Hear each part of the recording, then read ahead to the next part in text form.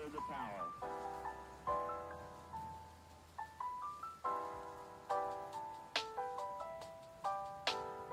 Every 4 computers now have primary control of critical vehicle functions.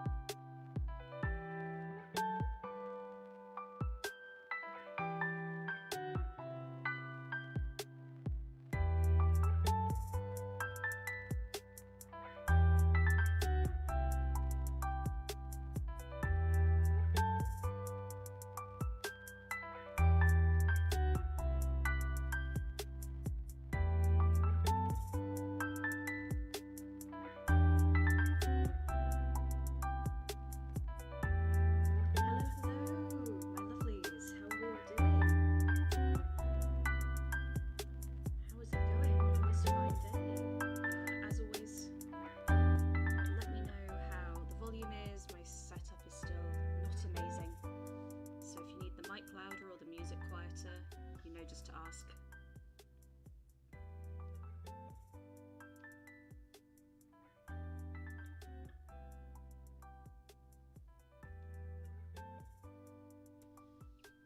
Hello, how are the volume levels for everyone? As per, I always like to ask when I first start off. Music loud? One sec.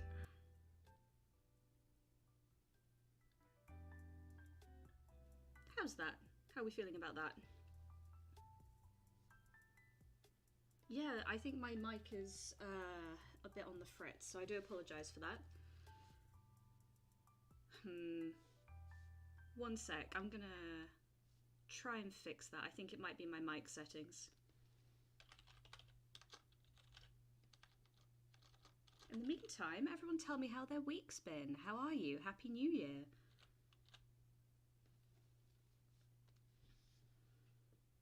Please stand by.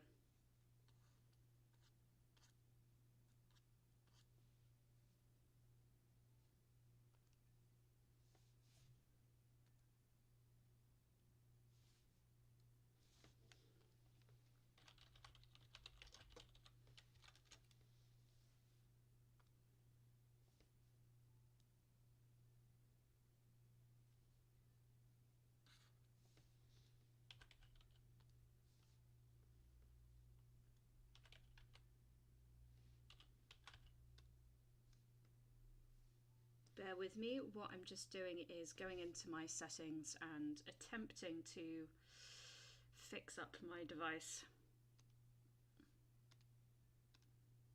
Hello, hello.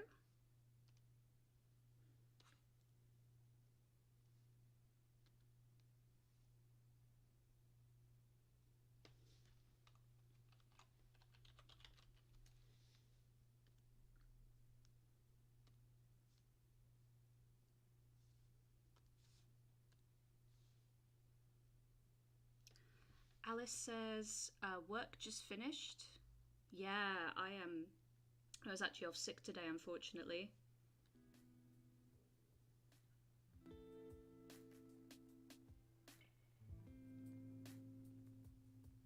Okay, I'm hoping that's a little better. How are we feeling on the volume?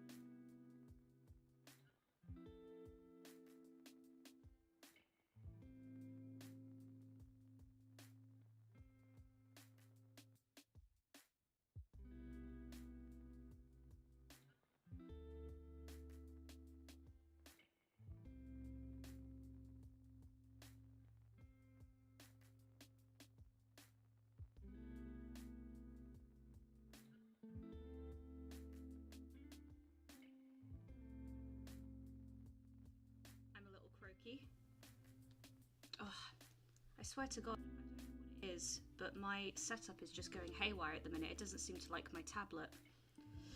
Oh, what a start to a stream, eh? Sorry about that.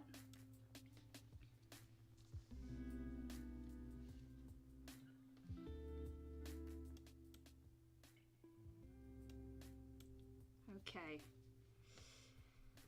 Can people hear me okay?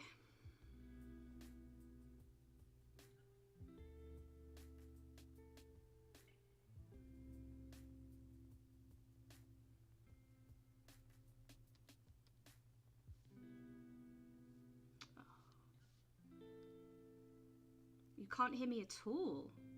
Oh. Oh no. Oh no, that message has now been retracted. Okay, we're good, we're good.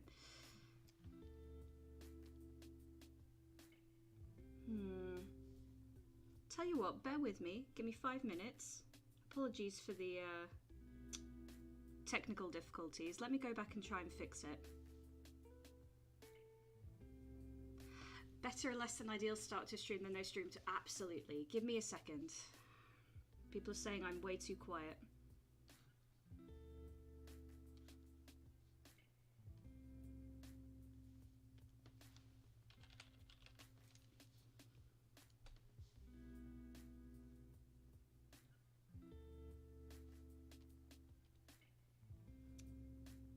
Oh, sounds good now, I think, says Heckin Valmu. Okay, well, I can work with a little quiet, but okay. I will up my mic a little. I will turn down the music a little, and then you guys can, you know, tweak it as you see fit on your own PC, hopefully.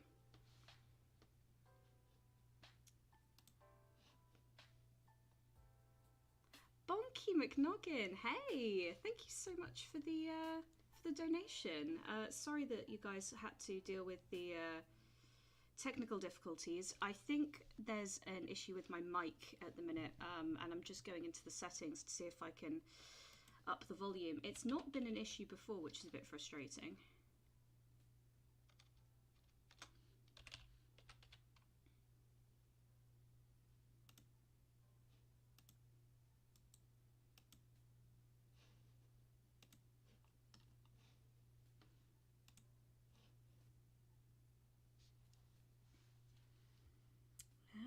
Right, so today, sorry about that, what I'll do in the recording of this is do a little pin of us at least partially overcoming technical difficulties. It's going to be a bit rough and ready, as usual. I wanted to kind of, I'm just going to be idly working on the ironmongers, so that's where we're chatting about iron. And as for chatting about, oh, people are still complaining the mic's too quiet. Okay.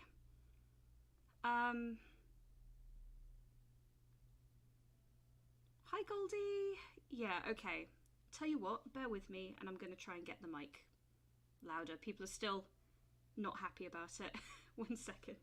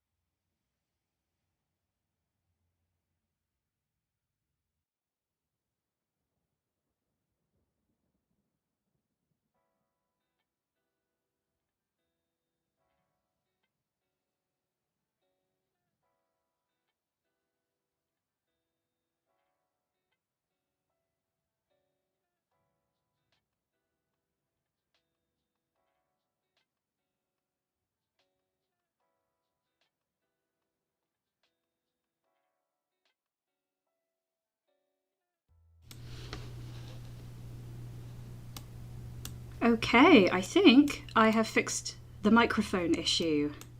I should hopefully be coming through a lot better.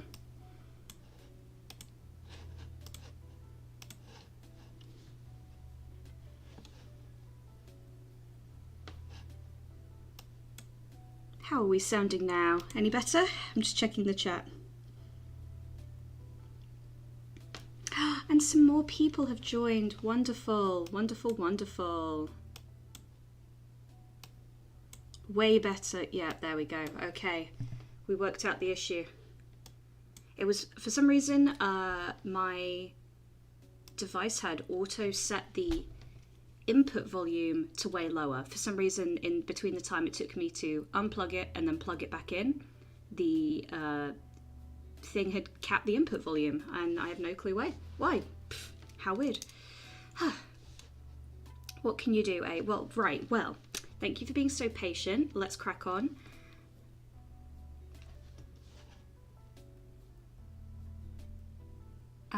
And I will do the best I can. So thank you for your patience. I'm just reading the chat. Hello, we've got people coming in.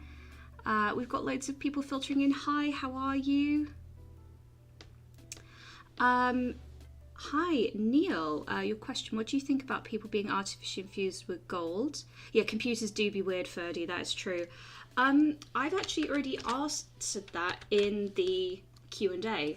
So for those of you who haven't checked it out, that Q&A of mine isn't just about the channel, it's also about questions I still get asked at least, oh my gosh, like twice a day, 3, 4, 5, 10 times a day on the original video. But the answer is people have tried, but you can't because bone surgery is too dangerous and it would kill you, is the long and short answer. Gonna zoom out a little bit. Hello, Kronos rather. Hello. Just gonna flip the canvas, my favorite thing.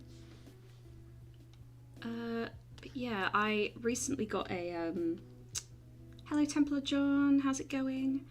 I recently got a message today, the classic one again, which was someone pushing their glasses up their nose like the kid from the Polar Express and saying, gold doesn't work that way, and me having to go, yeah, because it's magic.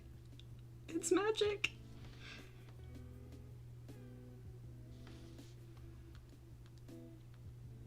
Now we have some very special VIPs in the chat right now, because if you're unaware, I recently launched a Patreon, and Templar John, I've seen you in there, Alice, I believe, Bonky McNoggin, all of you fabulous people, our honoured guests, the chosen ones. If you guys haven't checked it out, I have launched a Patreon. It's just for now, there's 2 tiers. There's one where if you just want to support me and what I'm doing, but you don't have a ton of spare change, there's like a little cheap tier just to, you know, slip me a little something. And there's also a $3 tier, and for that you get access to a private Discord that I've set up, where we're doing some hopefully monthly challenges that we can feature in future videos and all of that good stuff. Also going to do a hopefully other stuff in the future, but that's it for now. And also it gives you access to a lot of channels within the Discord, so there's a Q&A section which kind of helps guarantee that your questions get answered, which is always nice. And also a credit at the end of all of my future edited videos, so if that's something that interests you, do check it out. The Floor Knight says magic makes X work like Y. Everyone, yes, yeah. It's just it's a very weird thing when I don't know. Like I get sometimes I can misspeak or people can misspeak, but you can tell who hasn't maybe actually watched the video. It's just a bit frustrating, isn't it? Because you're like, well, I've answered it. I promise. I'm trying. Ignore this, I've got it on a separate layer. I'm just kind of, for some reason the lighting on this guy's just really thrown me. So you guys can all watch me fail repeatedly to get something that I like sorted.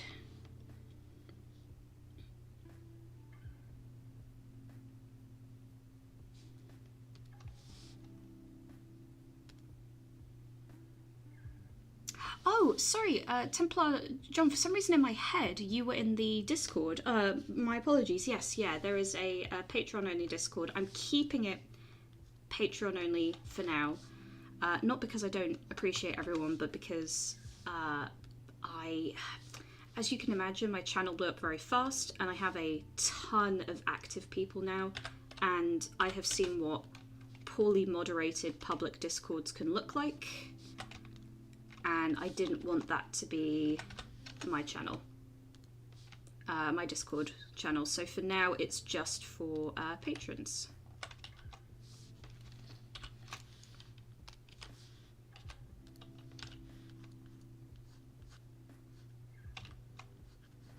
There we go, that's looking a little bit more what I had in mind. That was a very haphazard way of putting the colours down. What can I say? Taking it slow is wise, says Beeple. Yeah, no, this is just the thing. I think most people are good, but it only takes one or two people to kind of really mess up a space like that. And I want to be responsible, and it's just me, and I do this, you know, for free outside of work, so I just want to take it a little bit at a time, if you get me.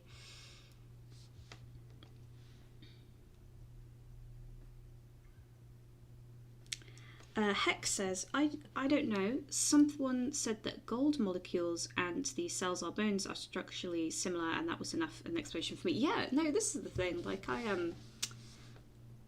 it was more the frustration of people not suspending their disbelief at all. It would be kind of like, I don't know, someone in Harry Potter going, actually, people can't fly broomsticks. And it's like, yeah, I know, I'm aware. I'm picking up what you're putting down.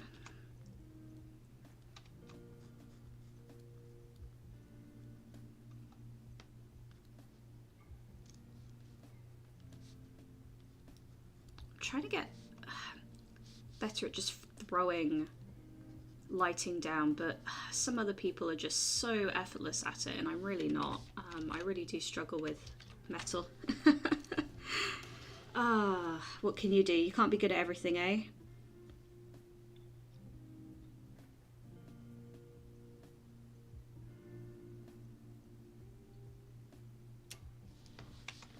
What's the issue going on, says Curran Ho Ho. Oh, nothing major. It's just same old. Anyone who's got any world building thing will have it, where someone comments and basically says, it seems to forget magic exists. They were very, very upset, which was quite funny. They were like, I'm sorry, I'm just so sorry, but this is just so stupid. Gold doesn't work like that. And I was like, do I respond and say, yeah, it's magic, or do I just take a sip of tea and leave it? And the solution is to take a sip of tea and move on with your day. So that's what I did.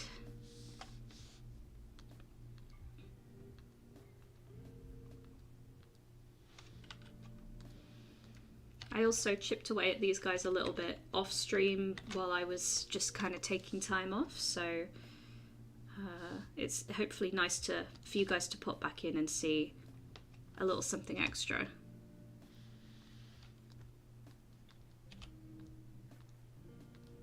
Just kind of having a little play around with some light today. That's better.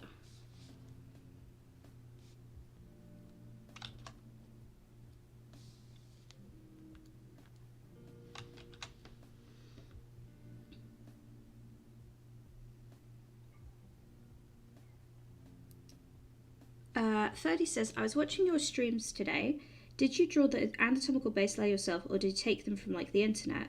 I'm not an... Oh, yeah, so I mention it very briefly in one of my things that they are a kind of amalgamation of studies. I tend to be very one-to-one when I'm left alone, so they are studies of a reference by Kibitzer and then a second reference of a bodybuilder from... I'll have to find the references. I like to wear my references on my sleeve as you guys can see. So it'll be good to get a reference sheet in order. And then I kind of obviously didn't do a one-to-one. I kind of tried to tweak it, and obviously no tracing, nothing like that. But there's no harm in referencing references. That's what they're there for. As long as you're doing your own thing with them. I can draw bodies from scratch, but I tend to default to very specific body types if I'm not careful. So it's nice to have a reference up to keep me on track. I tend to go for more muscular, lean kind of muscle configurations and stuff like that, just because I used to do a lot of life drawing and those were the models we had.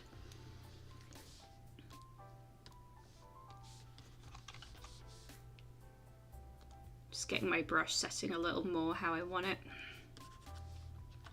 There you go. Biscuit says I'd tell them it does. Yeah, maybe I should just gaslight them and claim that that's how magic works.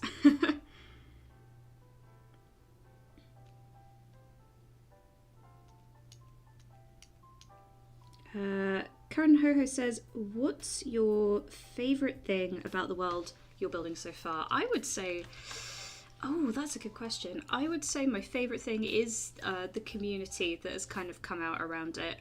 It's so nice to see that, kind of maybe almost in response to all of this AI art stuff and things like that, we've seen this massive kind of renaissance of you know, interest in traditional work and seeing what, you know, behind the curtain and seeing how people make things. And yeah, I think that's really nice. And for a more tangible thing, gold skeletons are fun. 100% the gold skeletons. And for the record, this is a terrible way of doing this. My brain is just fried, and so I was like, oh yeah, this will be a fun way of checking out my lighting. And the answer is no, it wasn't. Hannah is being stupid. The small Brit is being stupid.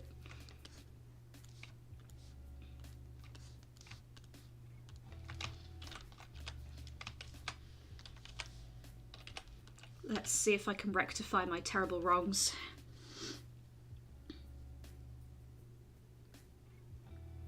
Hex says, I'm sorry, but your fantasy world building project is too fantastical, falls over dramatically. Yeah, I mean, yeah, you do meet people like that for sure. Which is just a very odd thing to... I'm imagining someone like going to see Star Wars or something, you know, like when they had the sequels come out recently, and you've got like, I don't know, Rey using the Force, and they shout, hey, people can't do that. People can't move stuff with their minds. This is unrealistic. Says gaslight them, that's how real gold works. You've just never met someone golden bows. Have you ever seen magic? Then how do you know? Yeah, that's true. Maybe we should start gaslighting the whole of YouTube.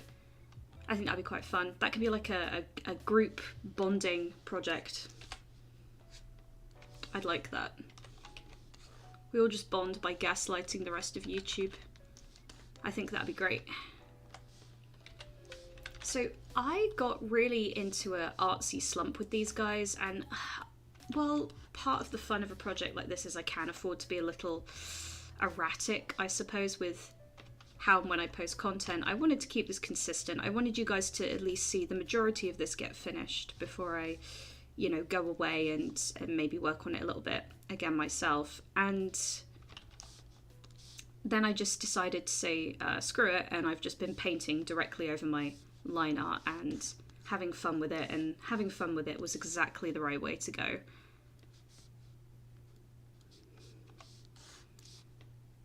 So I'm just kind of slapping some stuff down and seeing what works.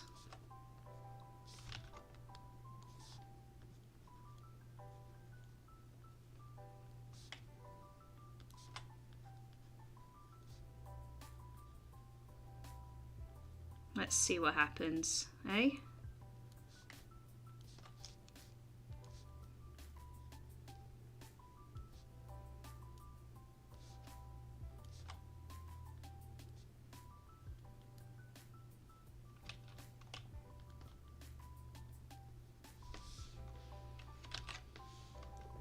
Yeah, something like that.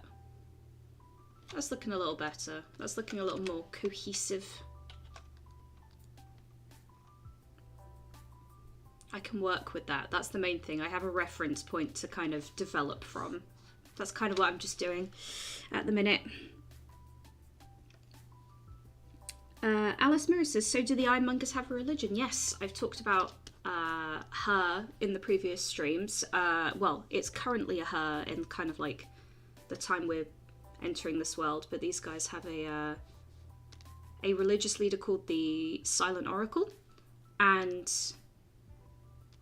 in short, she is it currently a she, but could be a he or a they, or you know, it changes around, is someone who does not speak and wears one of these kind of iron masks and communicates visions they supposedly have through hand gestures and interpretive movements that are then interpreted by the kind of connected council of villagers.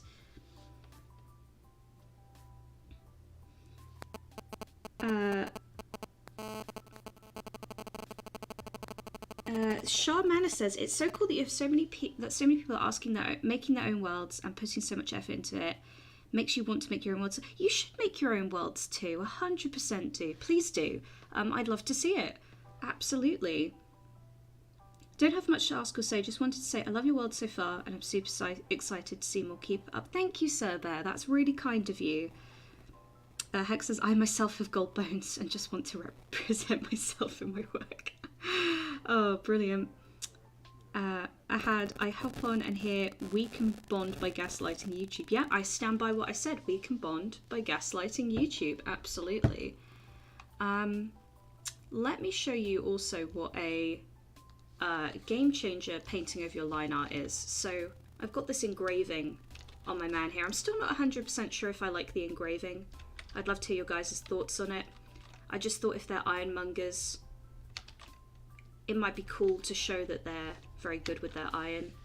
But here it is with me painting directly on top of the line art, and here it is without.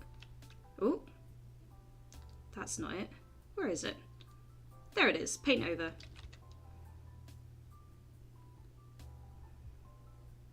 I just think it adds so much. I still need to finish these guys, but I'll probably leave some of them very sketchy and concept arty.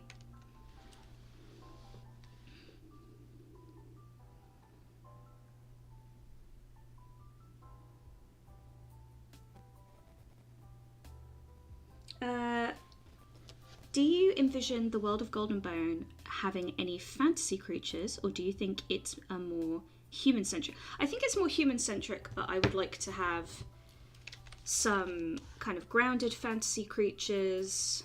You know, probably something a little fantastical on the side. More like, if there are monstrous creatures, they are corrupted humans. And I don't just mean in the metaphorical, humans are the real monsters. I mean like, how do I put this? Let me have a sip of my drink while I think.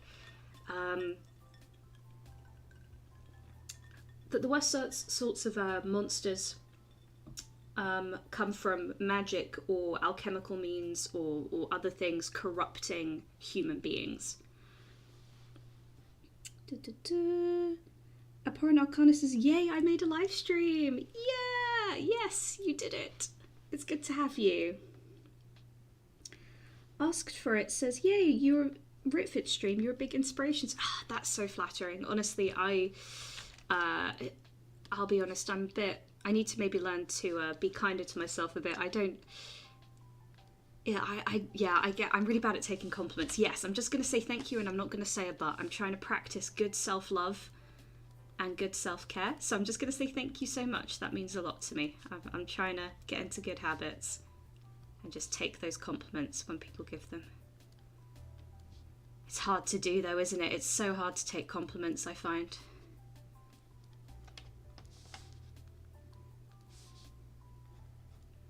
So for those of you who've not joined a stream before, these guys are known as the Bashat. Ignore the Marafti bit, that's a note for myself, ignore that. These guys are called the Bashat, otherwise known as the Ironmongers. There will be a video on these guys, so I don't expect you to have this all memorized, but they are a kind of group of interconnected people. They have villages and settlements dotted along a mountain range, and then a kind of council that convenes, and they're a very neutral party. They provide their iron armor and weapons to basically anyone and everyone who can afford it. Even though they look kind of scary, they're very much artisans. That's their whole vibe. And I probably won't fully render all of these guys, but I want to get, you know, a little something in there for all of them. I want them to feel like good enough concept sketches that people can understand what's going on with them. That's the aim. That's our aim. And also to maybe chat a little about alchemy if anyone's got questions. That's another video I'm working on. So many videos to work on.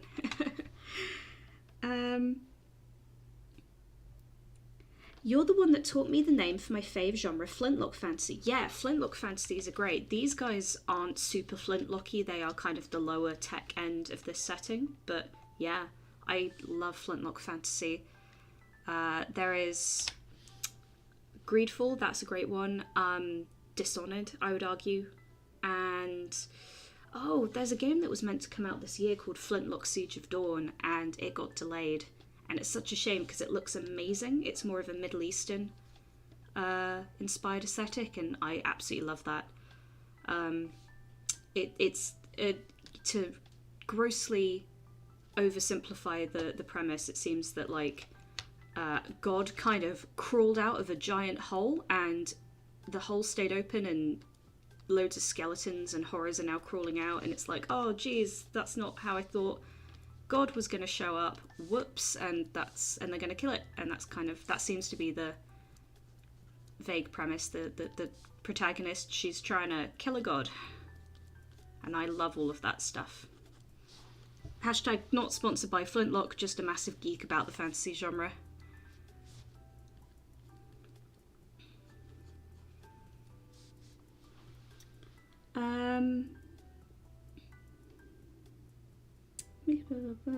Do you read many fantasy books, and if so, any recommendations? I think I mentioned it last stream, and some people got quite excited because they don't hear it mentioned enough. The Edge Chronicles, oh my god, so good. Huge inspiration for me in terms of fantasy world building. One of my favorites. I'm also a big Philip Reeve fan, so he did Mortal Engines, but also the Larklight Quartet, and Larklight is honestly so good. Really great. That's kind of a Flintlock fantasy. It's a kind of steampunk Victorian setting with ether space, so you can breathe pure ether, like the vacuum of space, for 2 hours before you suffocate. It's like a low oxygen environment, and like all the other planets or moons around the gas planets have life on them. It's just a really cool setting, so I'd really recommend the Larklight trilogy. Or is it Quartet or a trilogy? Oh no, Mortal Engines Quartet, Larklight trilogy, that's it. I'm also reading Daughter of the Lilies. I'm following that. That's a webcomic that I really, really enjoy. I'd recommend that. I'm just staring vacantly in my bookshelf that I can see from here. Yeah, I'll leave it there. I won't throw too many recommendations out. I don't want to overwhelm it.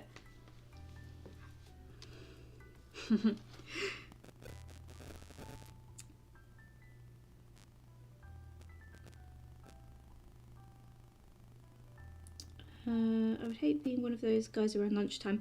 Oh, they can take their helmets off. They don't have to keep them on. You can see some of them don't even wear helmets. It's just that a lot of them like to cover their face when they deal with outsiders. Trying to keep that mystique up more than anything.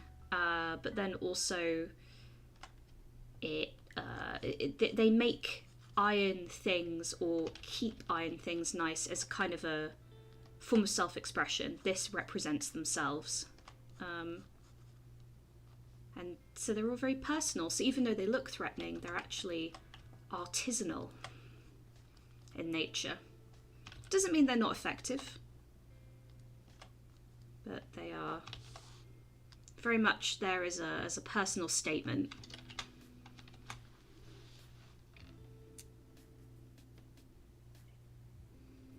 I recommend Guns of the Down by Adrian Tchaikovsky, says Alice. Okay, yeah, I'll have to take a look at that. Hex says, I love Mortal... Yes, so Mortal Engines is... So, I hate to brag, but I do want to, brag a little bit. So, I am a huge fan of Philip Reeves. So, he did the Mortal Engines Quartet, and then he also did the Larklight Trilogy. And one time, when I was a teenager, my mum was on Facebook, as one does, and gets some recommended friends, and one of them is Philip Reeve. Turns out they have some mutual friends, and she politely messages him, and he accepts her friend request, and she goes, I hate to be a bother, but are you Philip Reeve as in the author? Because my daughter is a massive fan of yours. And this absolutely beautiful man invites us up to his private house in Dartmoor, which is perfect because I have my grandparents down in Devon in the UK. So I was able to go, which is right in the same area. I get there, he not only signs my book for me, but he does a full illustration in the front cover and then says, do you have a copy of Mortal Engines on you? And I said, no, that one I borrowed from the school library. And he says, give me 1 second. He goes into his attic and out of a box of first editions, gives me a first edition, does an illustration in that and signs it as well. And I have both those on my shelf to this day. If you've not read Philip Reeve's stuff, take it from me. He is one of the most wonderful people I have ever met. He didn't have to do that for me. And I'm always really grateful to him for it.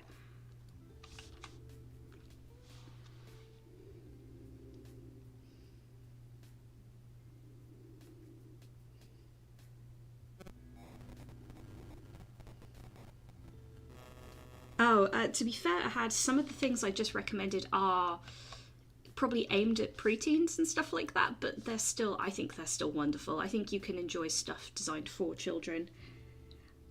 Oh, Michael, thank you so much for the tip or donation I'm all tongue-tied today. Yes, thank you so much. That means a lot. I really appreciate you. Thank you.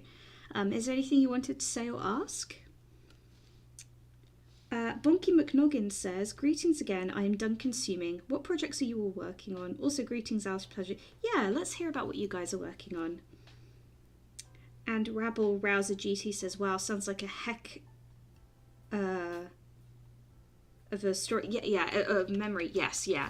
A really core formative memory for me, to be sure. Just a really nice guy, and someone who was just so nice to talk to. And he had a dog called Frodo, named by his son, which I thought was very funny. That his son named it off of a rival author. That gave me a good laugh.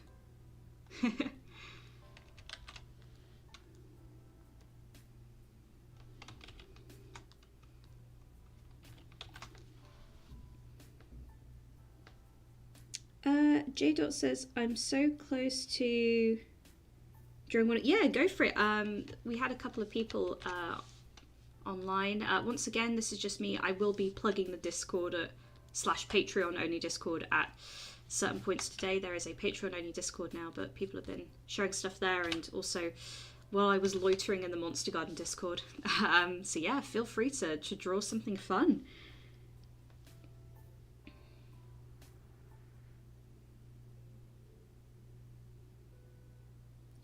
Michael says, got to go, see you later. Well, thank you so much for stopping by, Michael. Your support is greatly appreciated.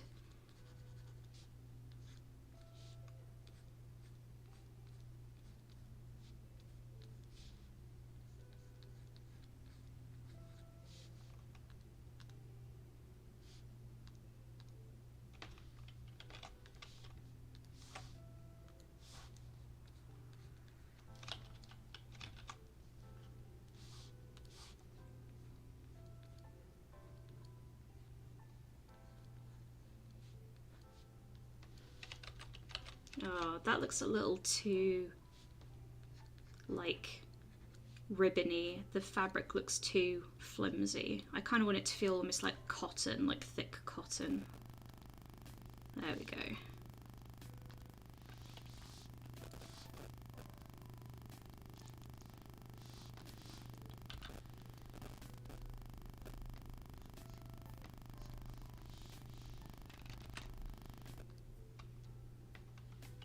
There we go.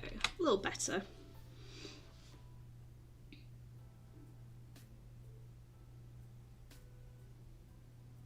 Oh, it's so amazing to read through what all you guys are working on. That's awesome. I love that everyone's working on stuff. That's so important. I'm just going to get this as a reference for how I used colour. For here, let's have a look. Okay. Sometimes I forget how I used colour on something. As I said before, this project should also hopefully be a chance to experiment with styles, so no promises that all of the artwork for all the factions will be consistent by any stretch of the imagination, because you know, I want to try different styles. I want to see how things turn out, and I want you guys to see me fail, which sounds like a silly thing to say, but I think it's so important to see the kind of stuff that goes into a process, and that includes failing. So hopefully you guys will see me fail, and then you'll see me succeed.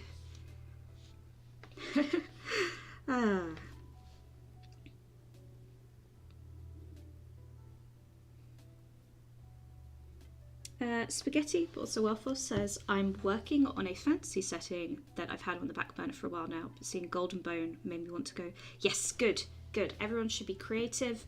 Everyone has the potential to be creative. Maybe not all in the same way. We all work differently, but everyone has, you know, that potential. So I'm glad to hear that you're going to maybe give it another shot. We will all watch avidly and with a great excitement.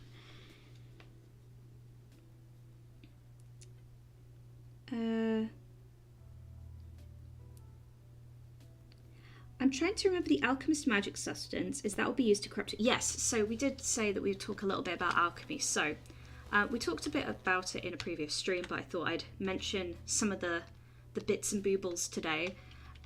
So yes, alchemy this is one thing that I'm still, it's not that I'm working on it in that I have no ideas, it's that I have too many ideas for this, so please stand by on this one, but through certain means, people can distill kind of ambient magic into more intense alchemical mixtures. This is the worst bottle I've ever drawn in my life.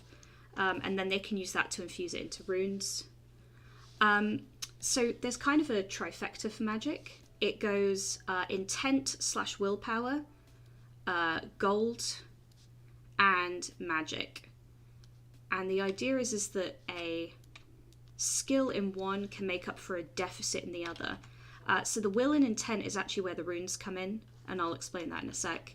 But if your rune work is terrible, stinky garbage, but you have very, very pure, high quantities of gold and a really good, you know, alchemical mixture, then you'll still get a nice potent effect. If your gold is really bad, but you have excellent rune craft and a really good alchemical mixture, you'll still get half decent effect. And then obviously if your alchemical mixture is weak, then you better hope that your gold's really good and that your rune work is excellent. And obviously a deficit of any one of these is going to cause issues. But I like to think that these alchemical mixtures are less like pretty glowing potions and more like... So I don't know how many of you have experienced having to take very potent medications, so stuff like disease-modifying treatments or chemotherapy, but by the admission of like my own friends and family who've had chemo, it is a poison that you should not be putting in your body. It is borderline radioactive. It's so potent and dangerous, and that's kind of how I want alchemical mixtures to feel. These alchemists exposing themselves to all these hyper dangerous chemicals on a daily basis for extended periods of time, and yes, I can imagine some people going a bit cray cray.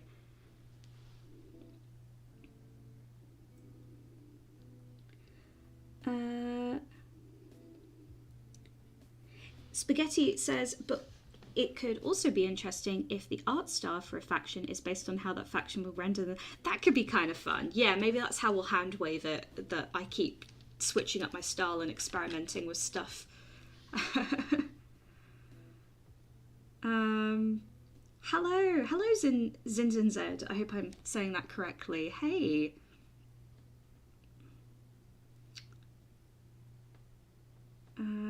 Sucking at something is just the first step to being amazing. It's absolutely rabble rouser. I'm assuming that's in response to me earlier saying I hope I fail in front of you guys, which, you know, I stand by that. I hope that this channel will make people realize that we are just as flawed and prone to artist block as that. You know, everyone is prone to all of those things, and if I can fail, I mean, you saw those technical difficulties at the start of the stream. If I can embarrass myself in front of, you know, a good half dozen people, you can do anything. And this is coming from someone who is trying to, you know, we're all working on ourselves, but I'm trying to be a bit less anxious about things and just accept that I'm flawed.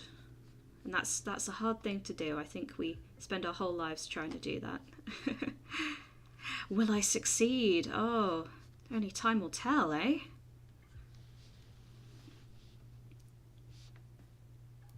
Folklore is a really fun thing to have in your world. Does your world have any? I think so, yeah. I think we can come up with fun stories and myths along the way. I think that'd be nice.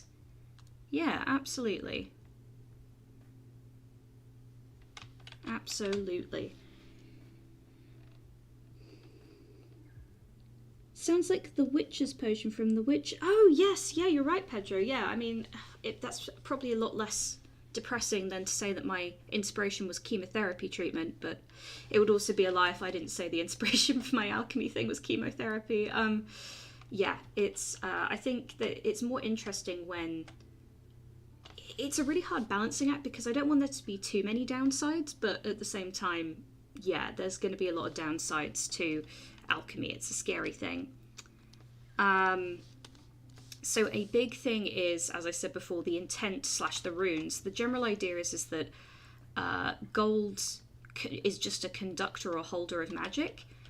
And so there's going to be lots of stories that are so old because this process has been refined since the beginning of like civilization, that, you know, stories of basically, let's say a group of people stayed for a really long time beside a vein of gold. And they were cold all the time. Gold will eventually absorb ambient magical energy coming from living things, but it's so minimal. It's basically like background radiation, right? It does almost nothing. But if a village lived for, you know, 100 years next to a gold ore vein and they were really, really cold all the time, then their intent from that little trifecta from earlier might mean that the gold might be warm to the touch eventually. But what people have found is that rune work is the single best way to imbue your meaning into it. It doesn't matter how much willpower you have, you've got to spend hours doing tiny, like, microscopic carvings of defining all of the parameters and the intentions you have for this ability and what you want it to not be as much as what you want it to be, and how long for, and all of that stuff. And you have to spend hours with a little big magnifying glass thing on your face, just engraving this into gold to put your willpower into it. And so what people started doing was inventing a language, runic languages, which are specifically shorthanding a lot of things. So this symbol could convey a whole sentence, kind of like Chinese characters. So they invented runes to speed up the alchemy process, so it takes hours instead of potentially months, and even then it can take months to do something really impressive. Mubarak says, OMG, I made it to a stream. You did. Hi. So Ferdy says, so if I'm thinking correctly here, the runes are carved into the gold and then the magical potion is applied to the rune covered gold and boom, enchanted gold. Yes, yeah, that's the kind of simplified, bare bones, no pun intended version of it.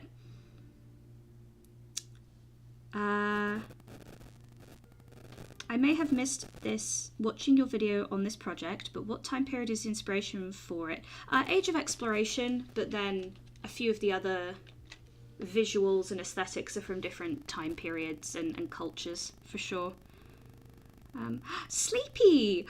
Wow, thank you so much for the donation. That will buy me a coffee at work tomorrow. That means a lot. Thank you so much. I do appreciate you.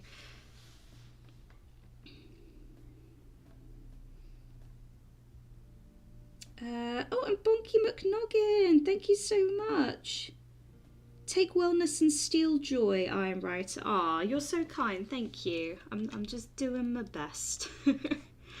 I'm just catching up with the chat, bear with me. Farewell. Oh, bye, Bonky, take care. Are the runes designed to be made easy to carve into? Yeah, so the runic languages that various cultures developed were just a way of trying to take, you know, maybe this much in their own language and condense it into something that would take less time to. Oh, sticky keys! I thought you were dead. I thought I killed you. And you know, turn it into something just a little easier, especially because it's implied that to kind of get your will and meaning into it, you need to spend a really long time. Like, they're probably absolutely tiny, and you've got to have a little pick, and they're like, you've really got to spend your time carefully and methodically carving each symbol in order to imbue it with meaning, and like meditating over the meaning.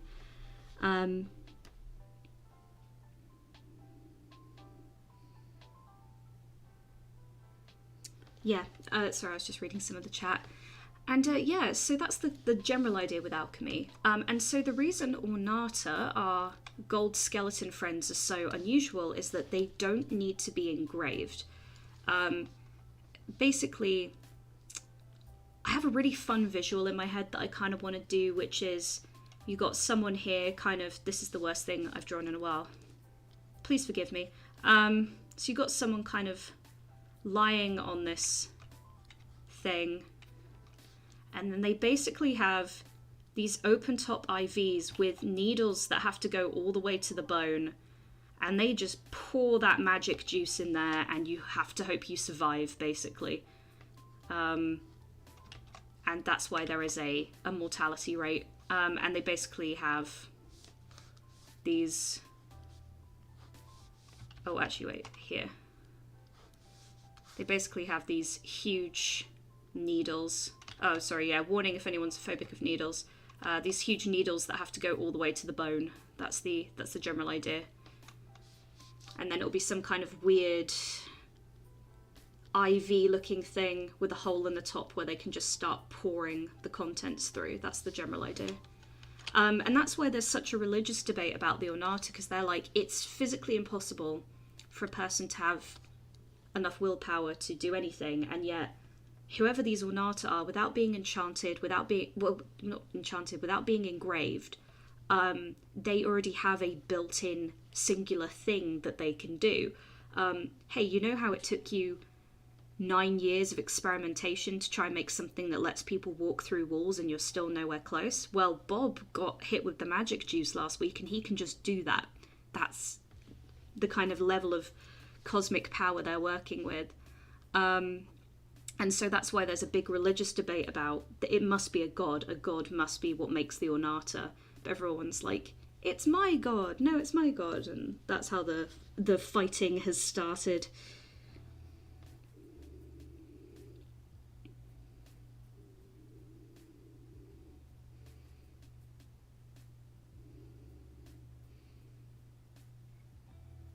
Every alchemist could have huge libraries of parchment and books. Yeah, exactly. It's like you have to, typically being, depending on the culture, being an alchemist can be very nepotistic, where it's like you've got to have access to so many like materials and books and resources that it's just not a regularly accessible thing for the average Joe. I'm going to start doing my drawing on top of the line art, gang. Let's dive in. I do think I went a little too light with the line art. There we go.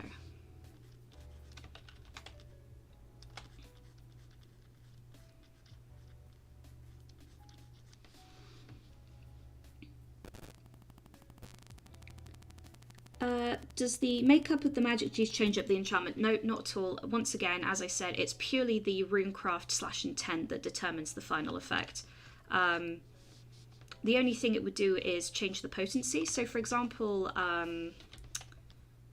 I think that if you had like a family heirloom, it would maybe sometimes need a top up. You know how you get like old family heirlooms restored? It might be like, oh, we've got this beautiful enchanted lantern that lights up at night, and my grandfather had it, and the enchantment is starting to wear off, and I'm very rich, so I can afford to maybe have this redone or topped up by somebody. Would gold powder infused into the runic language be able to power non-gold equipment? No, I would just say because it would no longer contain the runes. People have asked it about bullets as well. I think in theory you could have a magically engraved bullet, but what would be more prudent and would have much more research is obviously the gun. I think getting a gun to be infused with gold would be more prudent, because then you could do some crazy stuff with it, you know? You could make it a little bit more... I'm trying to imagine how you could have like some fun flair with it. Nope, that looks like a My Little Pony gun. Let's there we go. Let's remove that. I'm really bad at drawing guns without a reference. Give me a reference and I'm there. Let's delete that. That's horrible. Oh, that's traumatizing. I'm so sorry you had to see that.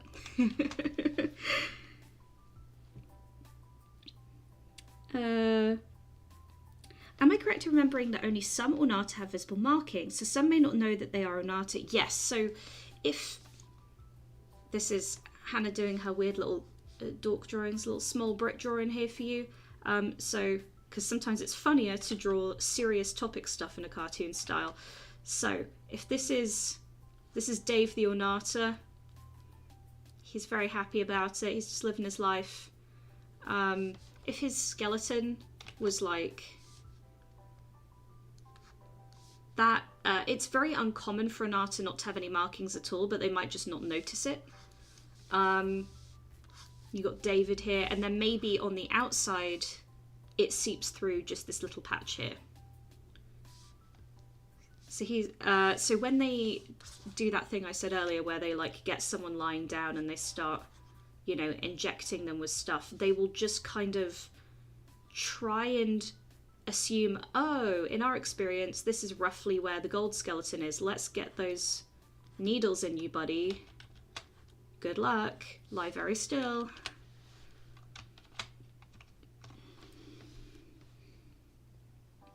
Anton, it's actually my god. Yeah, exactly. Basically, all the philosophers of the world said, it must take unfathomable will to enchant an Onata.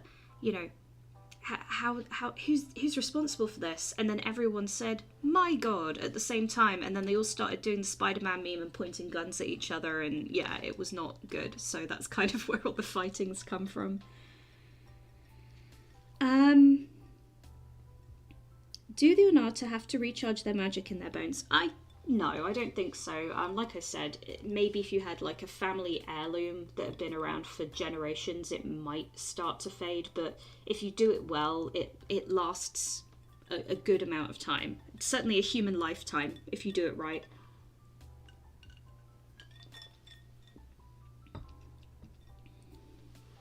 Would you have a God of Gold and could imagine it would look... So, it's funny you mentioned a God of Gold. One of the other... there's so many videos I want to do.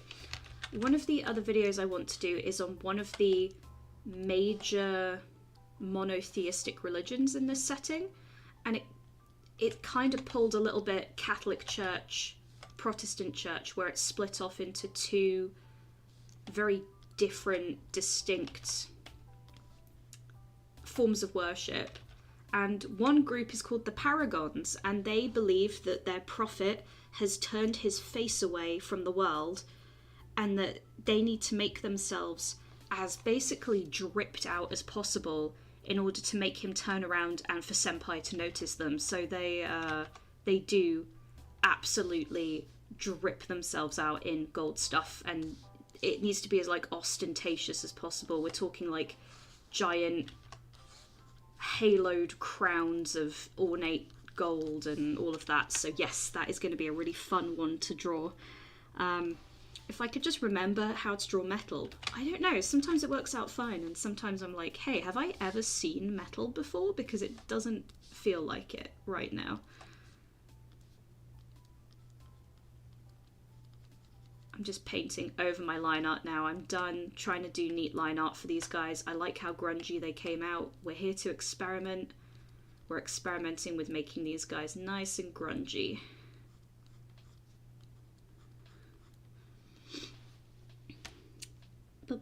Oh, I'm just reading the chat.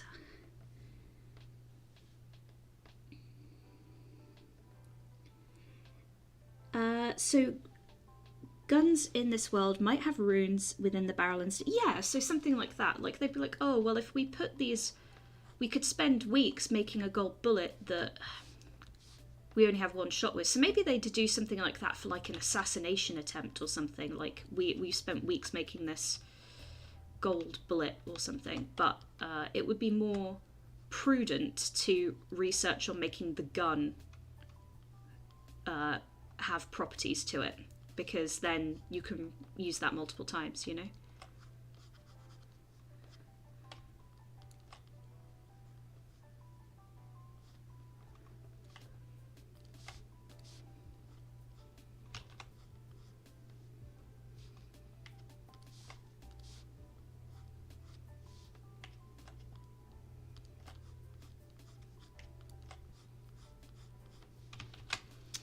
So the enchantment effect on the gun only carries through until the bullet leaves the barrel. Yeah, maybe something like that. Or maybe it like charges the bullet up with something, you know. The whole world is not just a work in progress in the sense that I'm working on it, but a work in progress in the sense that, you know, they're still researching. They're still kind of trying to, you know, like we are now with tech. I think, you know, the people in this world are still trying to come up with new ideas and fresh things, and yeah. So I can imagine that happening, for sure, for sure.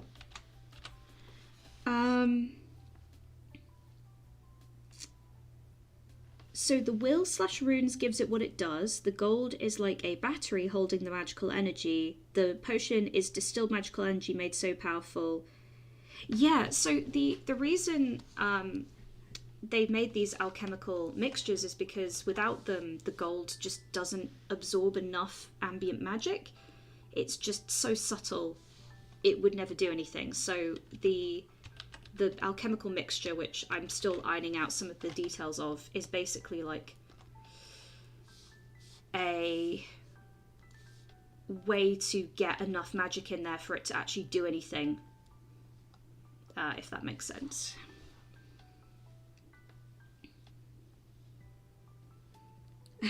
Someone says, it was me guys, I made the Onata. You sure it's actually heck? It was actually heck this whole time. I'm so sorry that I kept it from you guys, but it's actually heck in the chat. W's in the chat.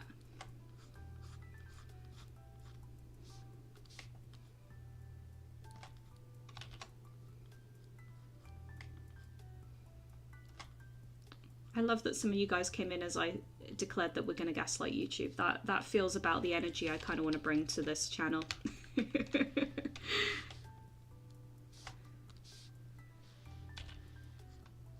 Just thinking about that again and laughing.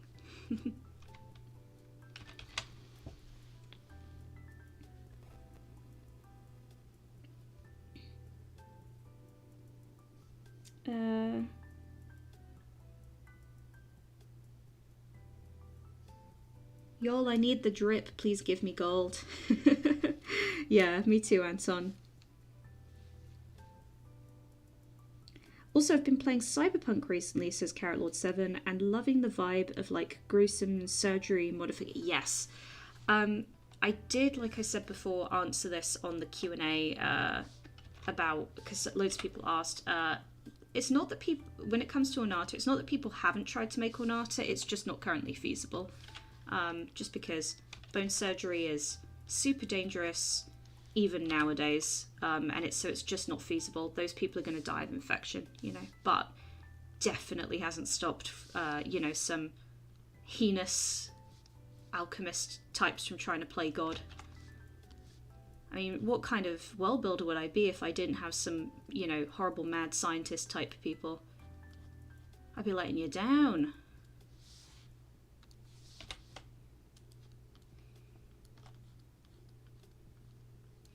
I want more fabric, actually. I wanted him to have a little bit of fabric at the top.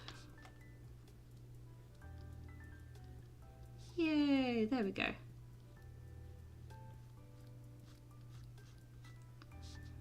I will tell you guys this for free. It is so freeing to just paint on top of your line art.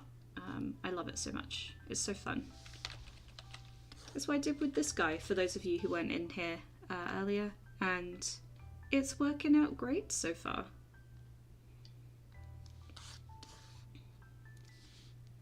I'm not sure if I like this though. It's changed the shape of it a little too much. Yeah, I'm going to go back and I'm going to change that.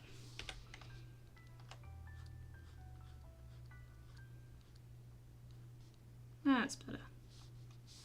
You got this, buddy.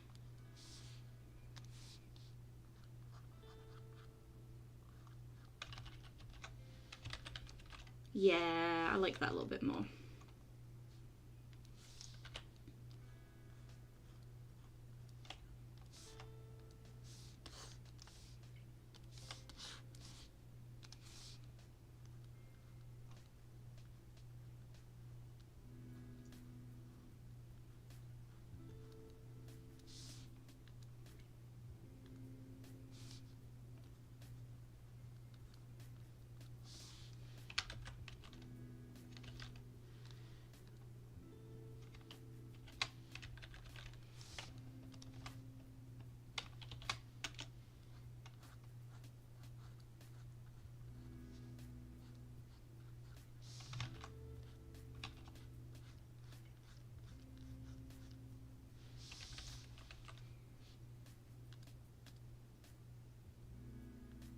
There we go, something like that. Now we can see a little before after. I do like it when it's almost all the way to the top, actually. I think that's a little bit more impactful.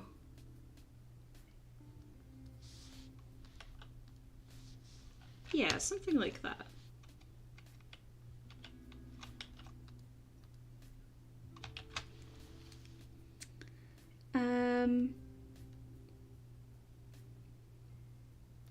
Sorry, I'm just catching up on the chat. Let me have a little look while I sip my drink.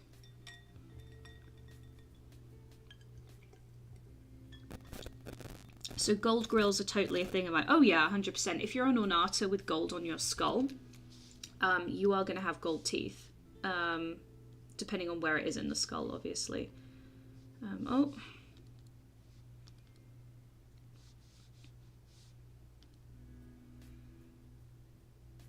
Yeah, like, oh, no, not that. Where is it? This one? Yeah, like this guy. This guy has gold teeth. Look at him go. Let me have a little read.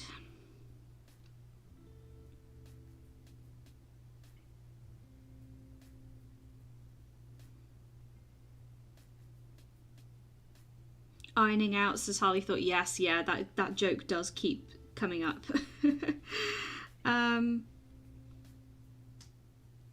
Gothic golden gunslingers, yeah, 100%.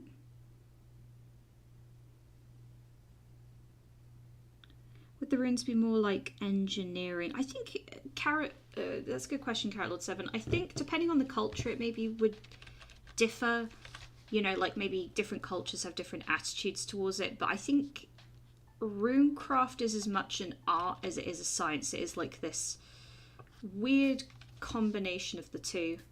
And I think that's probably as far into it as I would go into. Not I'm refusing to speak about it, but more like I think that's all the scrutiny it needs, is that it is an art and a science in terms of attitude, depending on the culture.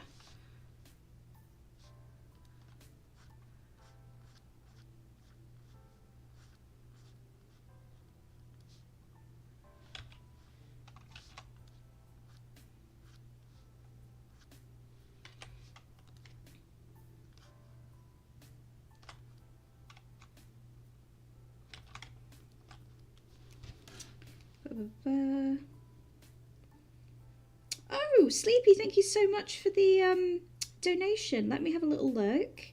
Are there any other new species or races? I don't know at the minute. I think that there's more dimorphism between different races. So these guys, it isn't as obvious. I might go back in and like, I don't know, shrink the heads a little bit. Just to really push those features. But for example, the I've got it here in the bods section here. No, that's not it. Oh wait, why am I doing all of this? Give me one sec. I've got the body types for so these are the guys I drew as like references. These are the studies I did that I then used as references for these guys. But these guys I imagine being maybe having a significantly more obvious difference between them and a lot of other average Joes, you know. So I think maybe there'll be a lot more kind of dimorphism between different groups. I think there might be other... It's not going to be like a high fantasy thing though, where there's like elves and dwarves all working on stuff together. Nothing quite like that. But I do like the idea of it. I think if there are other races, then they're not like superpowers or anything in the sense of them being common. I think they'll be, you know, like a one-off, like, oh, there is a group of this unusual person in this one location. But I don't know. I don't know is the honest answer. Oh no, our god hates us. Please give us all your money so we can consolidate. Well, I mean, glorify him with our presence. The Paragons probably. Yeah, that's kind of it. Yeah. They're very much like, the Paragons are, I guess, the Catholic half of this kind of, you know, kind of split religion, where they're very much like, it's our duty to make ourselves as much like them as possible. So the entire religion that, basically, it has like, I guess, 3 major sects. So you've got the old school sect, and then you've got these 2 groups, the Paragons and a group called the Last Exodus. So it's kind of like, here we go, a bit of a lore dump for you guys. There's the old religion, which I need a name for. I think I'm going to call it like, you know, something old-fashioned like the Fellowship of Throwing, whatever it is. And then this prophet rocked up, and then they split off into the Paragons and the Last Exodus. So, and these are the newer versions, and this is the more old school religion. And all of these religions are still active. And basically, they believed that their god was waiting. Basically, they believed that there are other worlds, and that their god is just the god of their world, and that there is like... so they are waiting on the other side of like a door, and when you get there, they're like, hey, come on in. Have you met my god friend Barry? He's got his own world, and it's really neat. It's really cool that you came to join us here in Paradise, and you can have a little look at the other worlds, and isn't that neat? And a prophet basically had a massive religious experience and said, I reached enlightenment and got to walk through the door myself, and I basically became a god. Bye, I'm leaving. And the Last Exodus are like, we need to be super pious and suck up to them, and eventually we will all make an exodus together through this door. And the Paragons are like, if I drip myself out and prove how beautiful and cool I am, and that I deserve to stand next to gods, then he's gonna let me through. That's the kind of idea. Hey, Valleybor! Sorry, I didn't notice you there for a sec. I'm rambling. I am rambling. Sorry for rambling, folks. I get excited when I talk about my world building stuff. Do feel free to tell me to shut up and draw.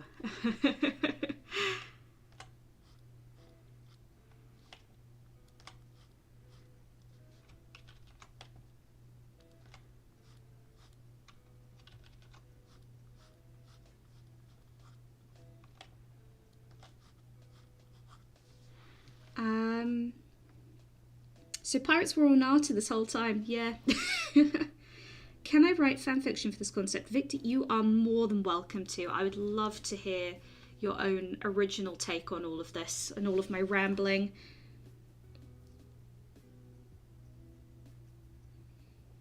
Do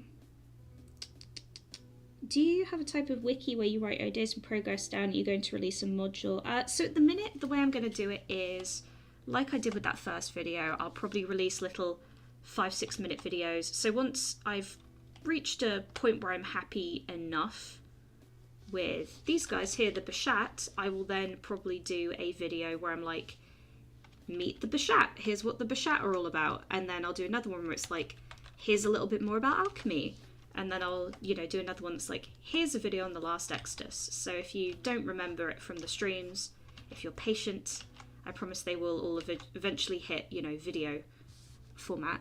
In terms of future stuff, I would like to, maybe somewhere down the line after, I've worked on this for a while and stuff, maybe look at getting something out. But in the meantime, I do have some other projects I would maybe love to hit print at some point. I have a tabletop RPG I'm working on, and it's the first one I've worked on from scratch that isn't for a company. So for those of you who don't know, I still do actually write for a number of tabletop RPG companies, and have written for officially licensed 5th edition stuff, so not through Wizards of the Coast, but through like companies that Wizards of the Coast endorse, and also for the Doctor Who RPG, but I'd really like to do one for myself, and it's called Quo.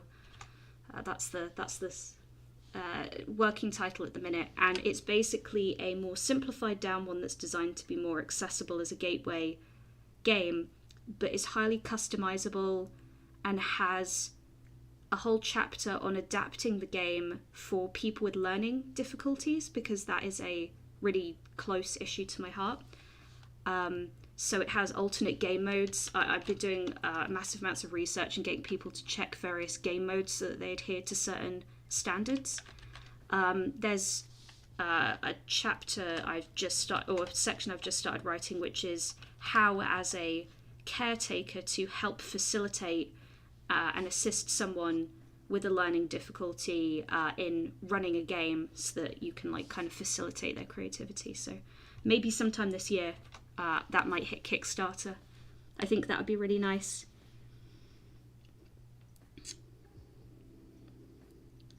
Would an Onata's milk teeth also be golden? Yes, if it's in the right section.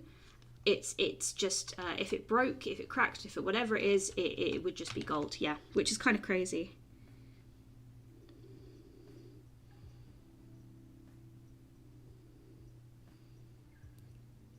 Do you have giants in your world? I think, you know what, Charmander, I was talking about uncertainty with races the other day, just a few minutes ago. I think out of all of the races, those are the most likely to exist because they are so close to a humanoid, So yeah, I think giants probably exist. Got the Executioner Smo build? Yes, yeah. Smo was definitely an inspiration for some of these guys. I wanted them to have that kind of thing. So they made a hype beast their prophet. They did, yeah. Oh, I'm so glad you like the rambling people. Oh my gosh, Alex, thank you so much. I really appreciate that. I saw the notification. I just wanted to make sure I didn't miss anything first. Let me read your wonderful comment.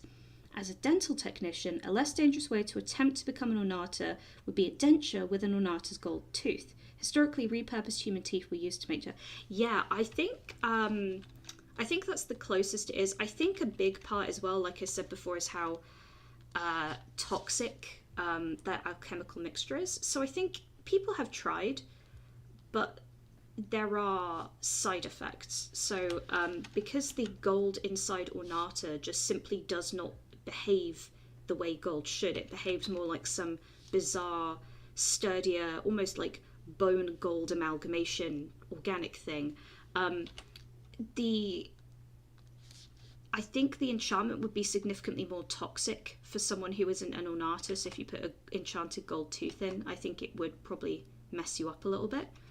But then that's the risk-reward thing, isn't it? Because on the other hand, you might be able to like bite through metal or eat glass or something. So yeah, but I think you know those people I mentioned before who kind of go a bit off the deep end or turn into monsters? I think a lot of them are people who have maybe tried to turn themselves into Onata. I think that's probably a huge chunk of that.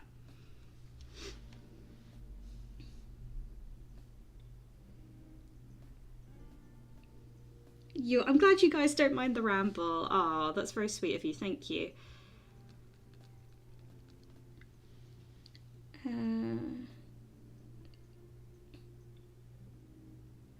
Damn, that middle left armor is sick. Oh, this one here. Oh, thank you. Yeah, I like how these guys look. I think she's looking pretty badass. I like this lady. She's fun. And for those of you just joining, I am actively painting on top of my line art because it's easier. There's going to be little metal beads down here. I do remember that we decided that he's going to have like these little weights to the veil that he's got on. But I'm going to just leave that for right now and just tidy up the veil first, and then we can come back and add those little beads later.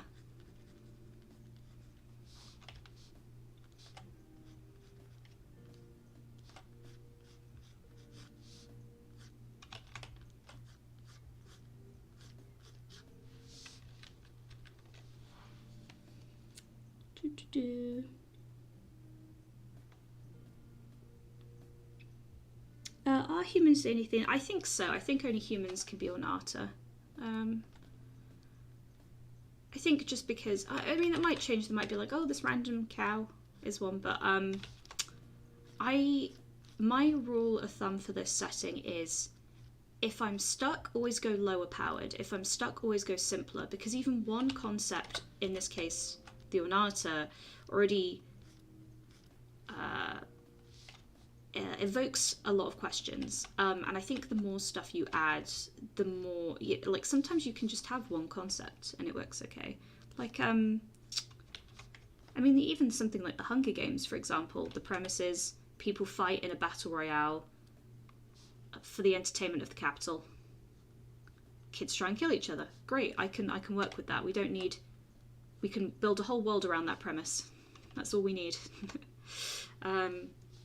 But yeah, I will see. It could all change. I could have a really weird dream one night and then decide, you know what, golden cows as far as the eye can see. Let's go. Who knows?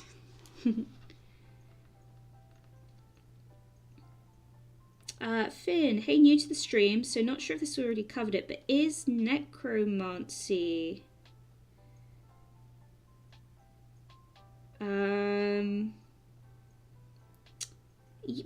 don't know.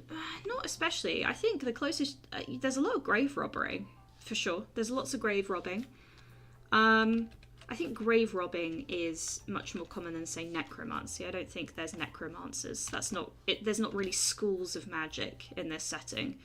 There's effect. There's alchemical schools, but there isn't really, schools of magic. Like for a, I don't know, like a there could be like an enchanted. I'm saying necromancy now. There could be an enchanter's school that specializes in domestic stuff. And then there could be an enchanter's school that specializes in battle-based stuff or something. But that's kind of where that ends, if that makes sense. I'm just getting this guy over here so I can maybe reference how I did the metal. I want them to look a little... They can look different, they can have different lighting, but let's try and keep it a little similar.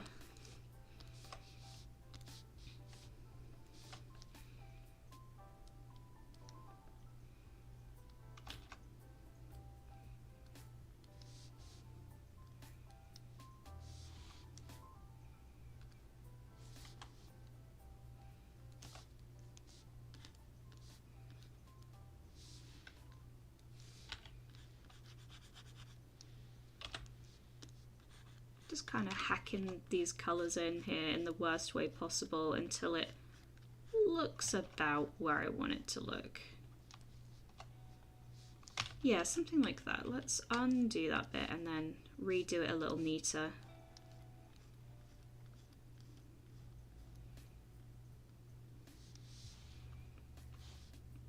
Yeah, something like that. Just kind of pushing those. That makes such a difference, doesn't it? Just kind of pushing some of those colours a little more. Well, not colours, the lighting rather. Like, they don't need to be identical, but I would like them to have a little bit more going on.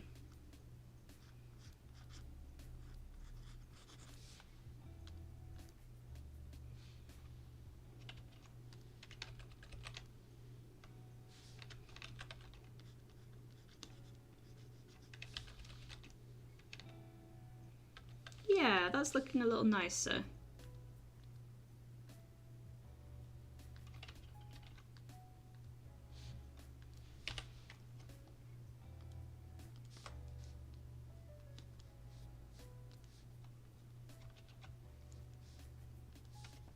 Yeah, because he's a little darker, but then this one looks like he's more in the light.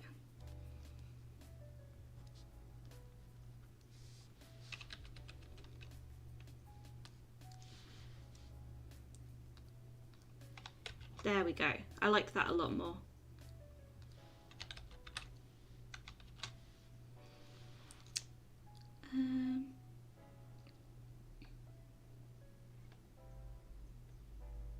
The most powerful cow in the world, yeah.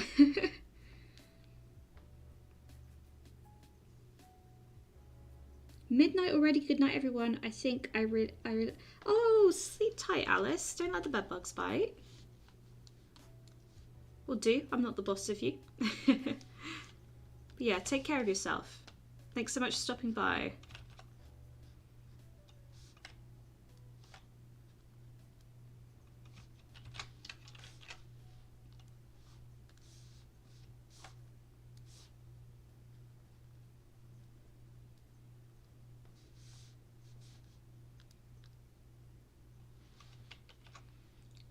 Yeah, it's amazing what a difference painting on top of stuff can make. Watch out, gang, I'm gonna flip the canvas. Whoa, hold on. We did it. We did it together. And it doesn't look like hot garbage when I flipped it. It must be a Christmas miracle, a belated Christmas miracle.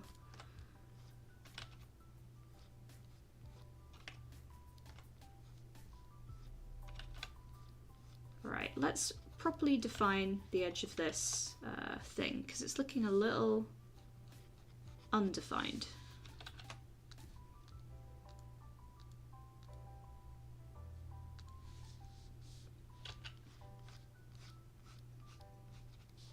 That's a bit better.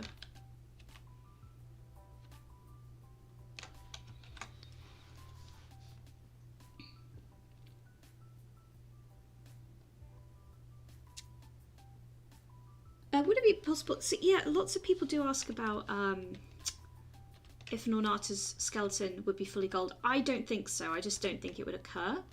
I'm not saying it could never occur. I'm just saying it would be an exceedingly unusual occurrence if it did. I think.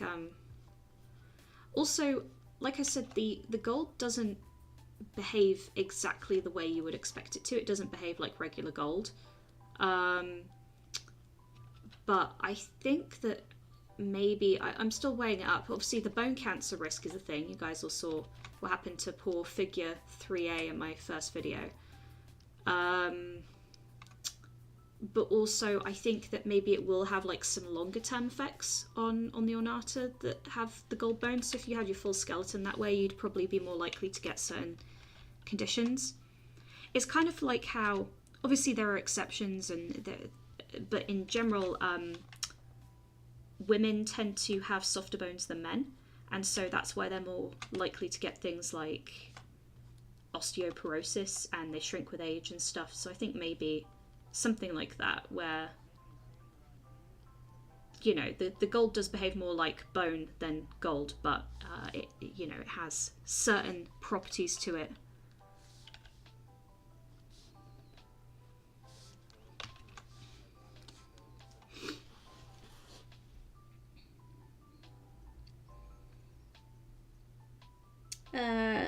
Finn says, recently working on a flintlock fantasy world for my D&D campaign, and I've got to say your first video on this and Monster Gardens videos inspired me to start. Keep it up.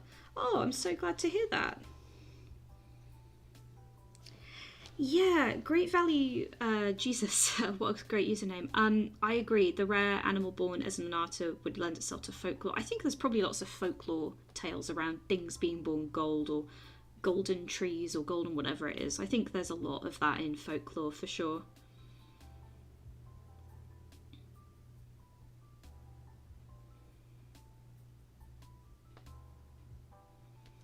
I'm starting a church, the Goldbone Cow. It does kind of lend itself to like the golden calf and stuff like that in the Torah, which is interesting. So yeah, maybe I'll play around with that. I do like making folk stories and folk tales, but I've also been having so much fun coming up with some of the religious factions, which is why I got excited and started rambling earlier. And I think those will take up a lot of time as well. I've got a little excerpt from the prophet that caused the religions to break off on my phone somewhere, and I've just been kind of holding on to that for when I do a video on them. Obviously, if you guys want any previews, do let me know.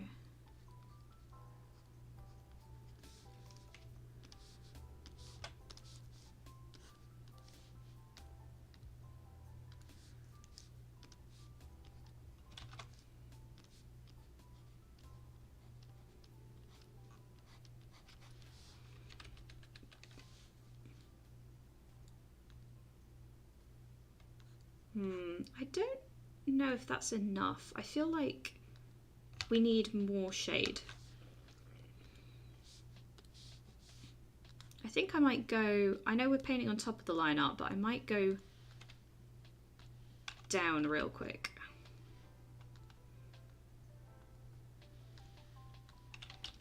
Yeah. And just do a little bit more of this.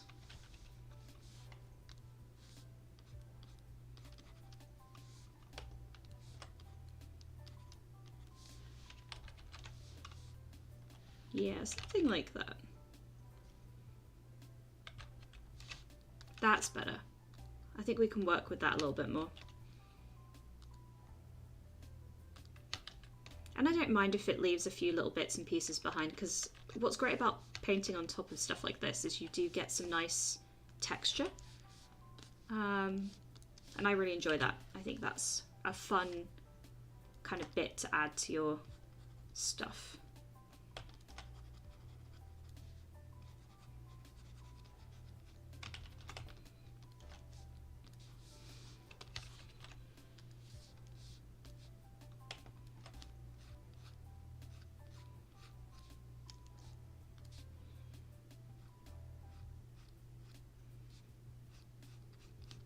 And then I'm gonna just lock the opacity.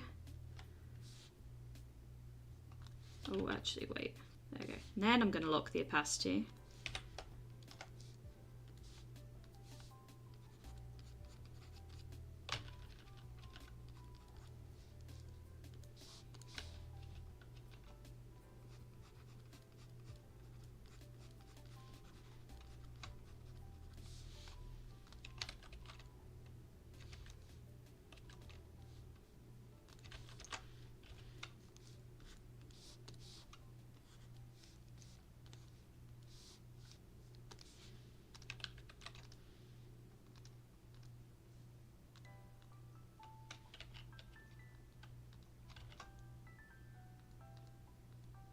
Gonna flip the canvas back again. Hold on, gang. Woo! We did it. There we go. Let me have a little sip of my drink.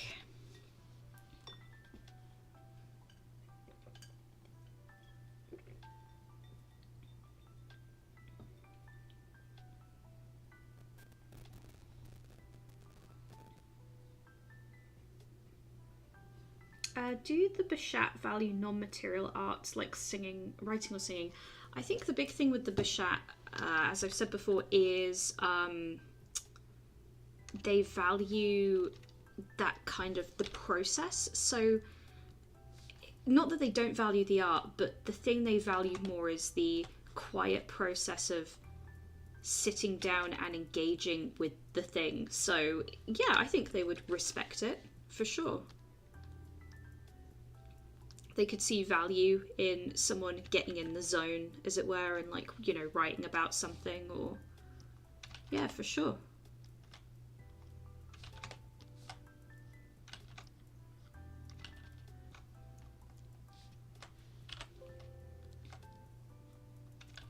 Just trying to give it a little highlight up here, and for some reason not knowing how my brush works. Ugh, what am I like? That's better. Just a little extra something.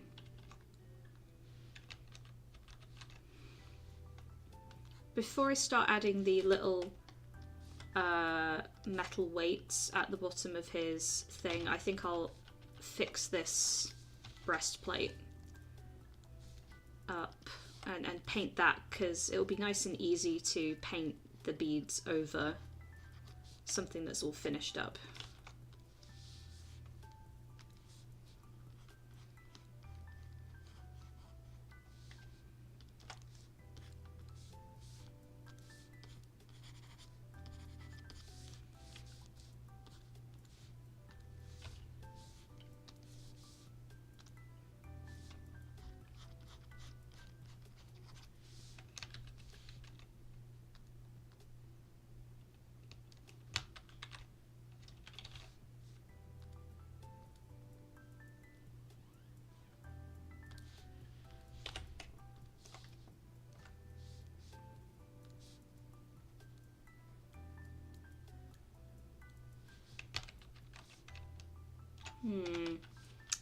Doesn't quite look how I want it.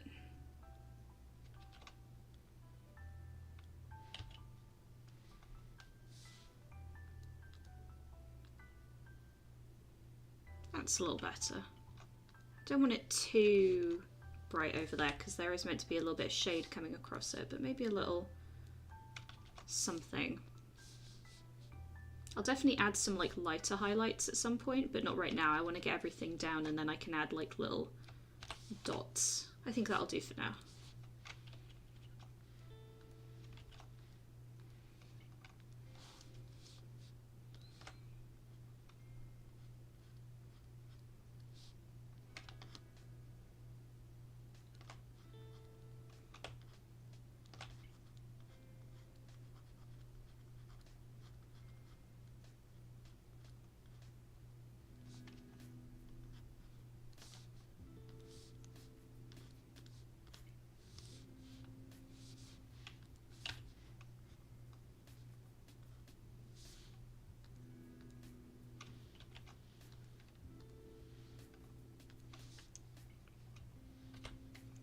Maybe a little bit more shadow underneath this.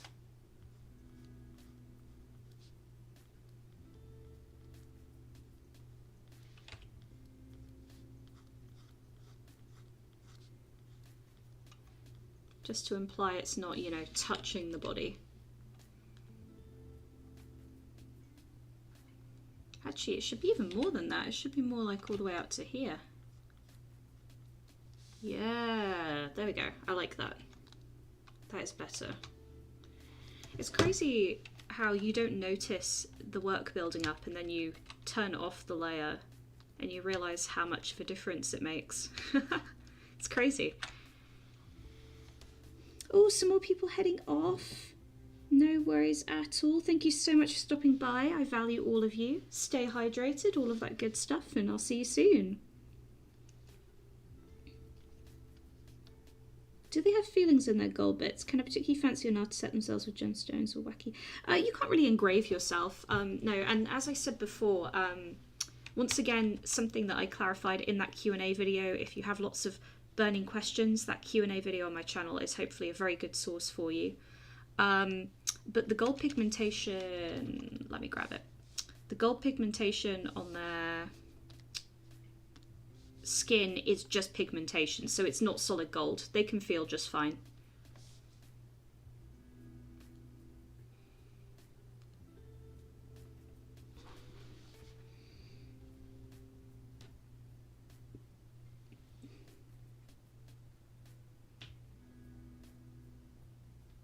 Gold is magic. Yeah.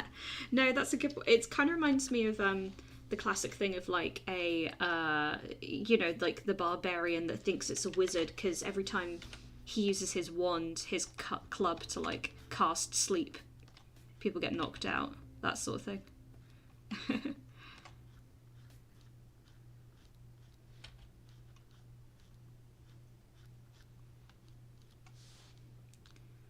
Yeah.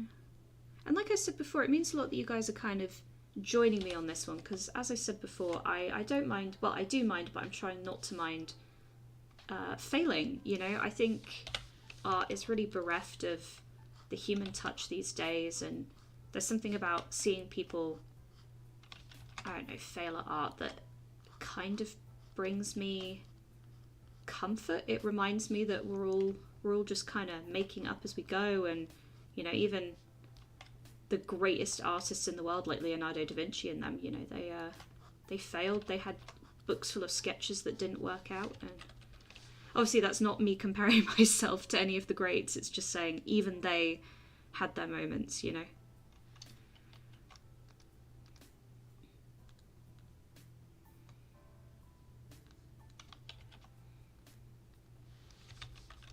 I don't like this bit.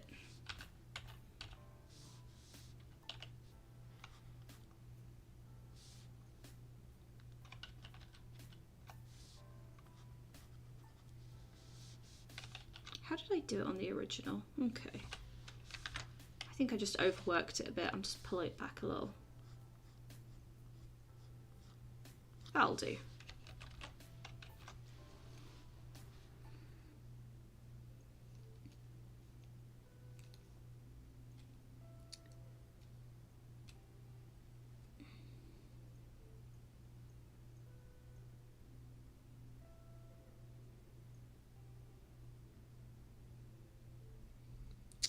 Fluffy says, will you make more videos about this or more just streams? I want to try, but I'm not going to make any promises or schedules because I trying to keep my social life going and all of that, and I do work a full-time job. So at the minute, this is not really something I can afford to do as a full-time job. It's something I'd love to be able to do as a full-time job, but right now it's not currently viable. So you know, I've just got to work with what I got. But in terms of future stuff, yeah, I do want to try and stream more. It's just it might not happen regularly. I will try though, and not just for Golden Bone in general. I want to do videos. As I said before, I don't want this channel to just be Gold and Bone. In fact, apologies for those of you who've been here since I mentioned it before, but for those of you who didn't see the community post, I do now also have a Patreon, thinking of, you know, supporting the channel if you want more free content and all of that. It gives you, there's two tiers. One is just a general support one, and then the other one gives you access to a Patreon exclusive Discord where we're doing like monthly challenges. So I'm trying to tie it into some of the other videos I have planned, so that I can showcase, obviously with people's permission, their art and socials at the end of videos, and then also you get a video credit, and we have like a Q&A section in there, and you get announcements when I'm streaming and maybe some exclusive streaming in there and stuff like that. So if you do want to support me, and please don't feel any obligation if that's not something you can currently do. So yeah, don't put yourself out, or, you know, spend money you don't have. I would feel horrible if someone did that, so yeah.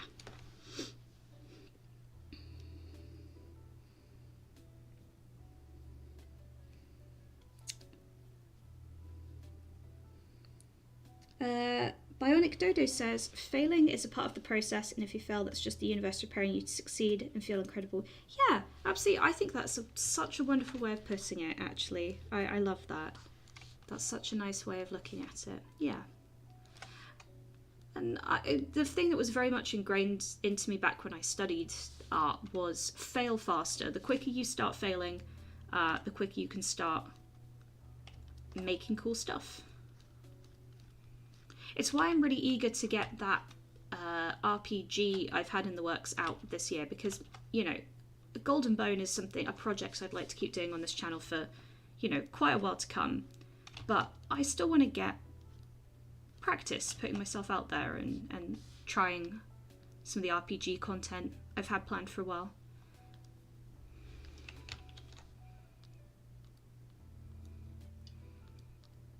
Just kind of trying to make this match a little bit more. That's better.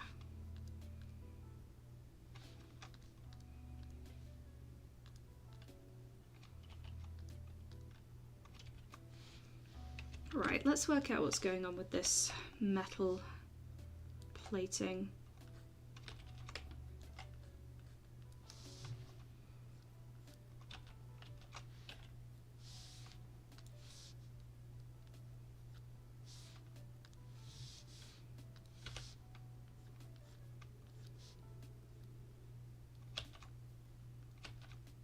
Like a buckle there. This is kind of like silhouetting. It's kind of what I'm doing. If you guys haven't ever done silhouetting, it is what it says on the tin. You do the outline of a character and then you paint into it. And I kind of do that when I paint over some line art like this. Or when I do the beads in a bit. In fact, I'll do the beads on a separate layer.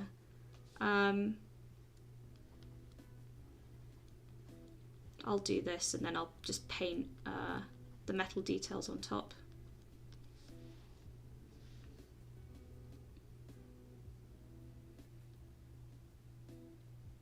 Currently failing to teach myself to draw while watching. I feel encouraged to fail harder, thanks. But yeah, fail harder, absolutely. That is my challenge to all of you guys, is to fail at something this week. Not because you were trying to fail, but because that's just part of the process.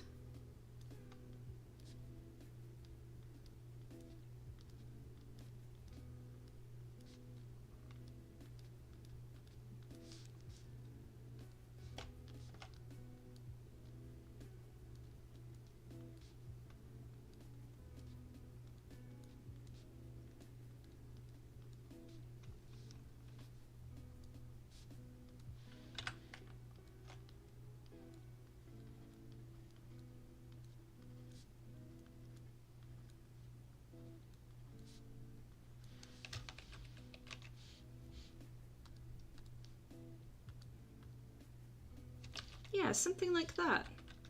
There we go. I like that. It just needs to pass the good enough across the room test. No one's ever going to be looking... Well, some people might be, but, you know, it looks good enough.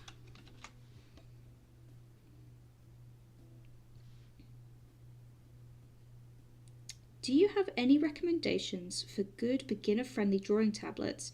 I like the idea of digital art, but don't want to break the bank for something I might not stick with. Oh, I am... So I'm a really terrible person for that, because I used to borrow a tablet when I was back at school, and this is the same tablet I've had since I left high school. It's a tiny little Wacom A5 sized one, the kind where you're drawing with one hand and looking at the screen, and it's the same one I've had for about 8 years now. But I can say it's very, very good. And I will say that well, it does take a little bit of getting used to use a tablet that requires you looking at the screen. I would recommend those for 2 reasons. One,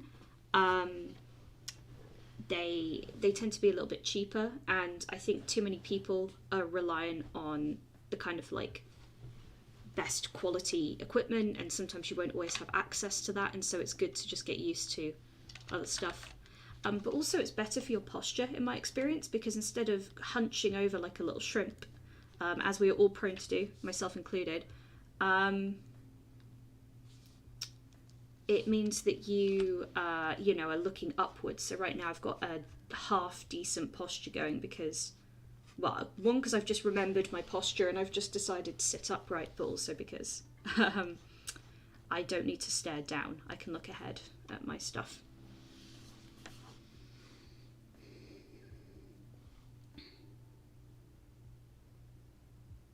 NASA engineers genuinely wanted themselves to fail for the lunar missions, the idea being better to fail down here than it is to fail up.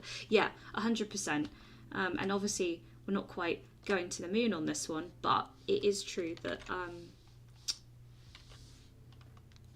you know, that failing is just a part of the process, whether it's a silly little stream like mine or, you know, going to the moon or whatever it is. It's the same kind of principle, isn't it?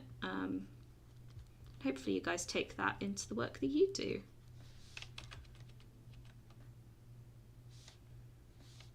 I like this kind of little extra strap bit. It's feeling a little bit more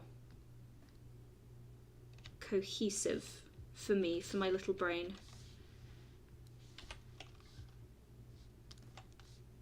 Maybe. I can't tell if I want this bit to be more strapping or if I want it to be metal. I think I want it to be metal, actually, like a little metal buckle bit.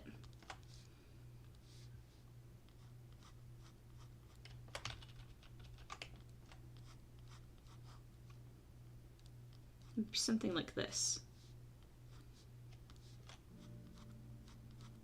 And then one of these. Ooh, yeah, that's kind of fun.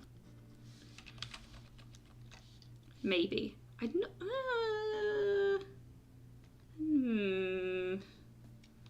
don't know how I feel about it. That's annoying. Let's push those feelings deep down and just paint a little bit.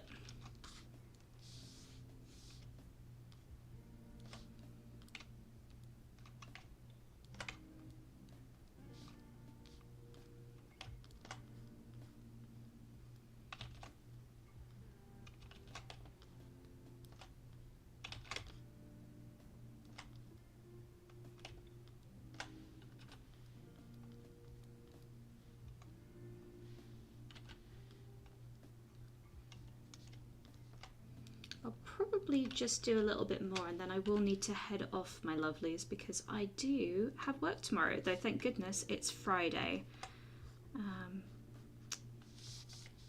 So not the end of the world.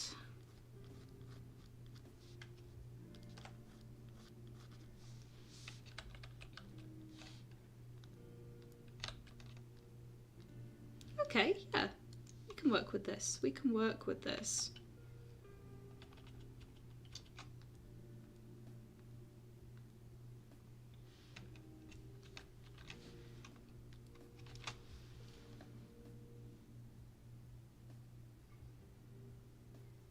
I sit like the Nike tick. Oh, that's so... Oh, that's a visual.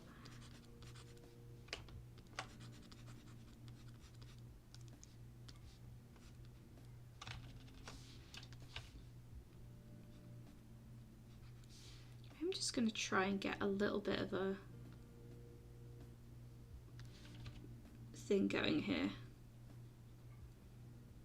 Kind of cut back on the thing a bit. I think I kind of gave him elbow patches. I think that's what I'm looking at when I look here.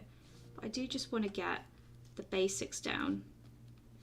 And then we can kind of carve into it. I am almost treating this like some weird sculpture thingy.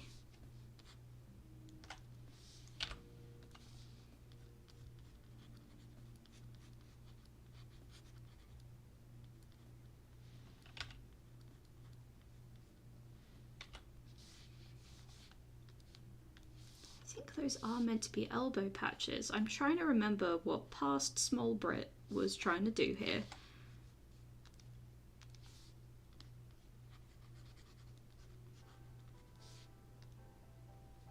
And I think it was elbow patches.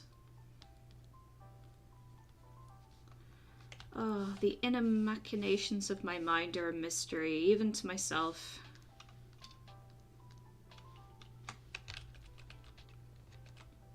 Yeah.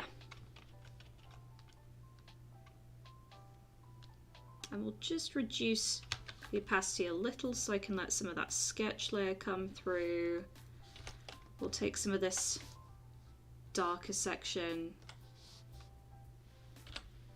give it one of those. And that passes the, what I like to call the across the room test. Like, that's good enough. If I look at that from a distance, it reads. And that'll do for now. There may be a little... What's this? I don't want it to be black, because that's silly. But I will do it black for now, just so I can...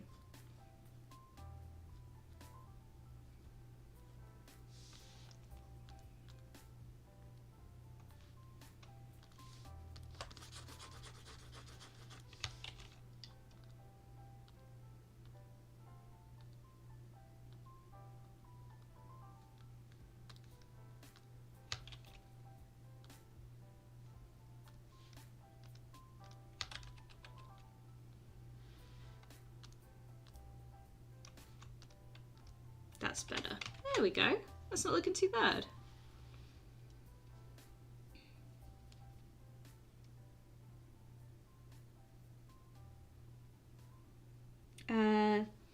L Sigma 4 here says I use one by Wacom, I think it was, but lately just doing more concept art, so I draw more often on my phone in Autodesk Sketchbook. Yeah, it is whatever works best for you as well, and obviously there's an economic component.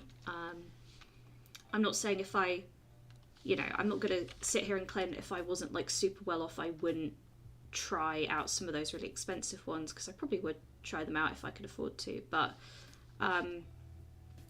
you know, limitation breeds creativity. And you know, some of the students I've taught in the past, when I've taught games art and all of that stuff, seem to think that if you buy the most expensive thing, that's going to make, you know, the difference, and it's really not a component in it. As long as it's something accessible to you, you will be able to produce something with it.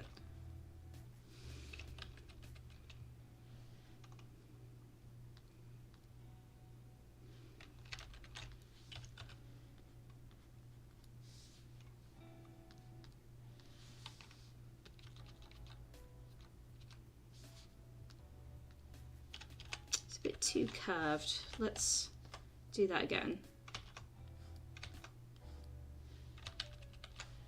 Yeah, that's better.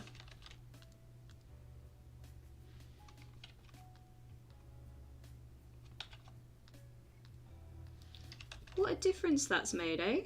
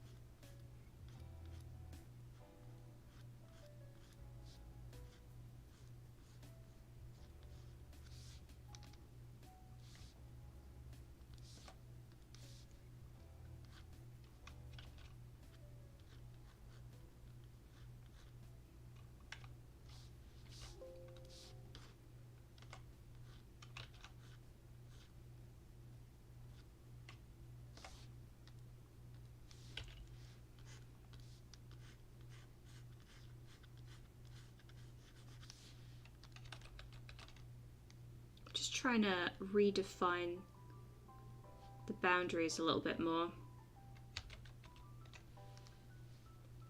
and maybe turn some of these sections into something a little bit chunkier, so instead of them having so many outlines, they're a little bit more, you know, just cohesive blocks of color.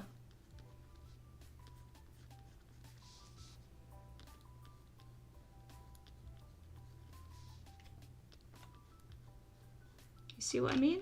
I kind of, yeah. I'm starting to see how I want it.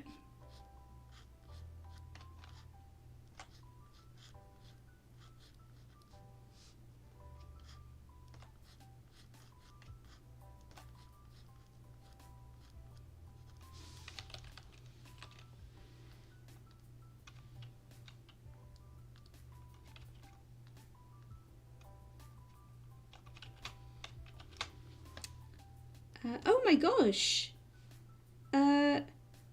UG, thank you so much. Wow.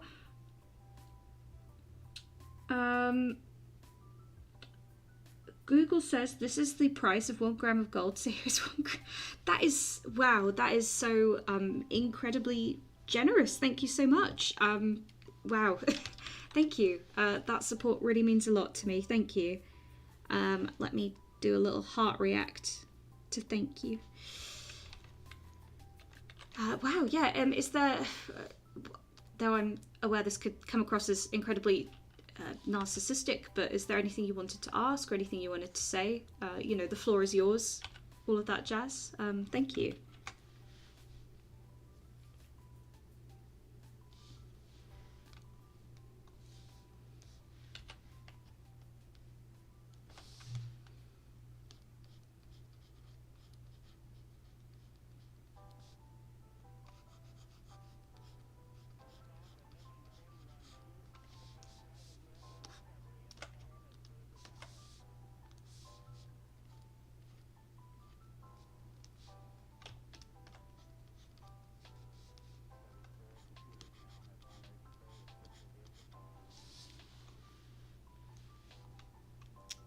I'm assuming that's a no on the thing, but Yuji, that's so incredibly kind of you.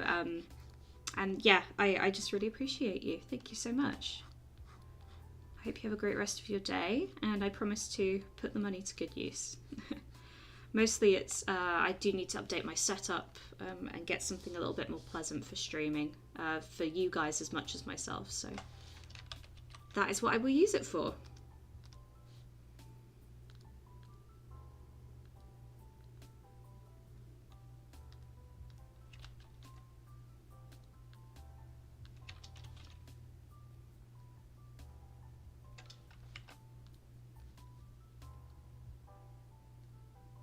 Go for like 3.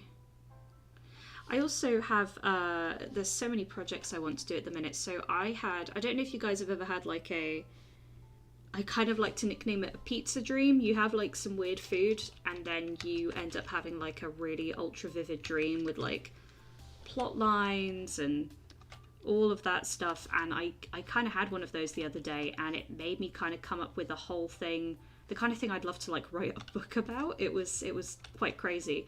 And I kind of want to maybe do a future video where I design some of the characters from that. Do I want this? No, I don't like it. There we go.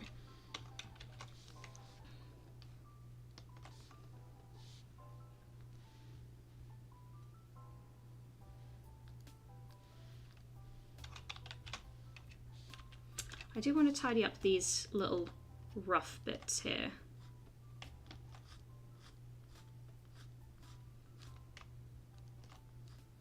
And luckily I kept those beads on a separate layer, so but let's do it without and then we can always put them back on top.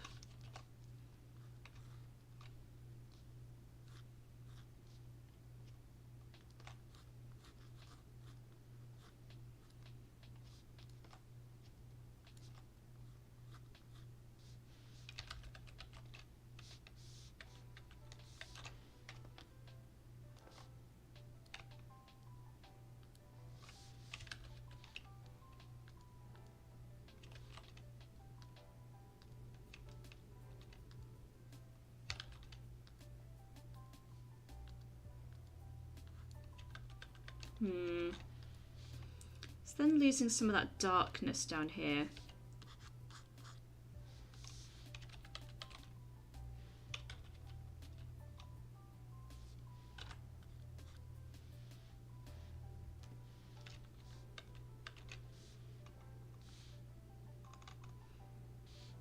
You can kind of see what I'm aiming for. I want it to still have that darkness to it, so maybe I just need to go in there and hack at it with some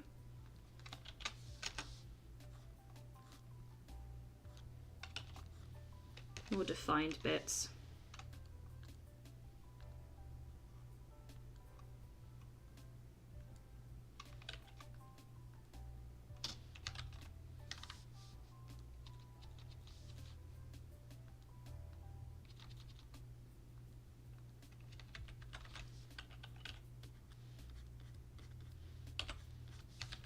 Yeah, something like that maybe.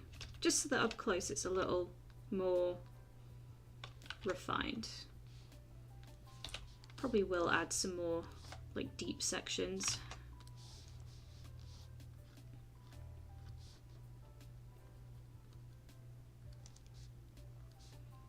Let's have a little experiment. Just feeling it's not got as much depth as maybe the other one, which is maybe okay. Maybe we're going for something a little less refined on this one. I did say I was going to go less refined on these guys, and in true me fashion, I've then done the exact opposite and started rendering the whole thing, which is typical.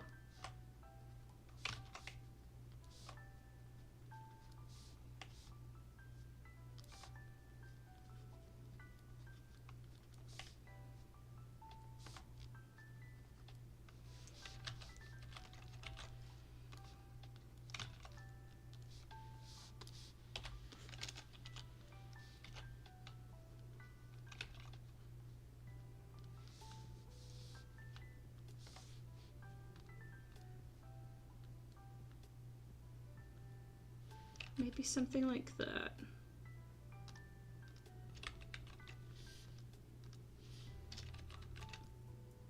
Oh.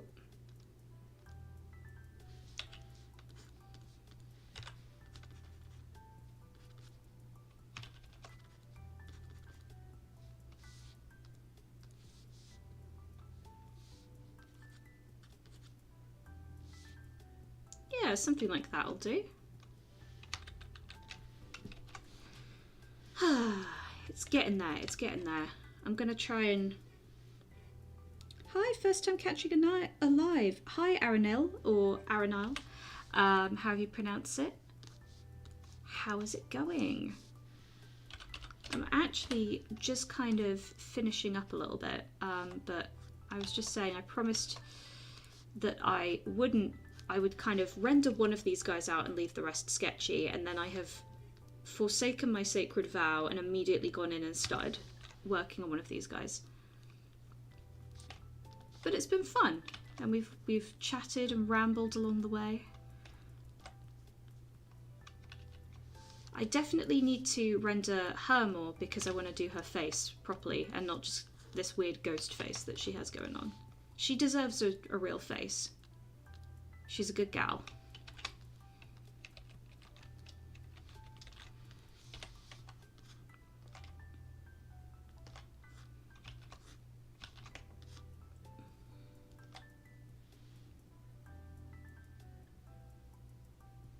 Oh, thank you, Yuji. Don't apologise at all. You were just so generous. You know, I hope I didn't put you on the spot or anything. That wasn't my intention. I just wanted to express my thanks. Thank you so much.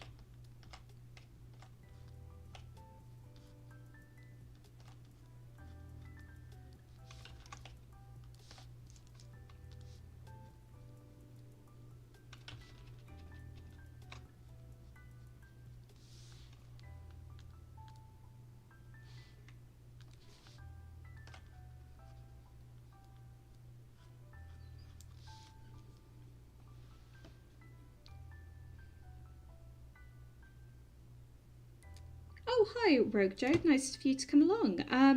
Asura Wrath, you should base the face of the warrior girl as the Ben Gesserit from June.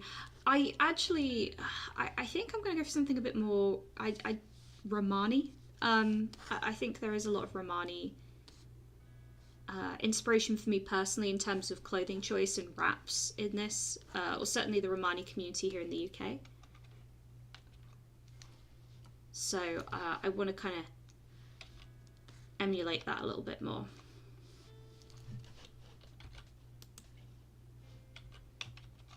Oh, bear with me, my Photoshop is being a bit silly. Give me one sec.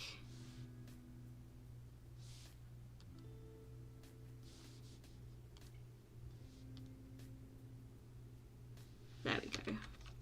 Don't know why I did that, that was so weird.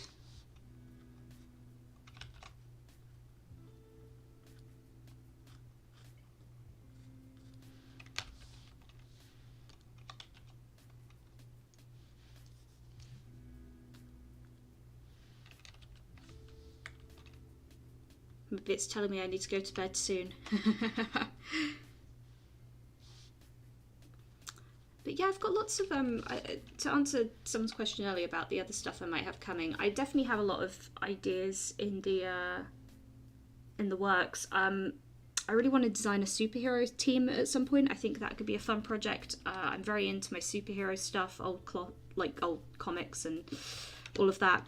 I designed superheroes ages ago as part of like a group online, and then I don't know if you guys are familiar with Snowflake and Safe Space, but let's just say that Marvel really hardcore messed up the new Guardians, or whatever they were called, a while ago, and they had the first non-binary hero was called Snowflake, and their brother was called Safe Space,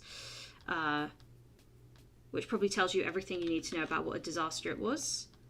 It had an Asian tech whiz called Screen Time, which was also pretty audacious, and then they also had a morbidly obese Native American woman who was kind of useless, but she had a magic backpack, which felt very infantilizing, and the only good one, which was a vampire called B Negative, and I was like, you know what, I could design a better team.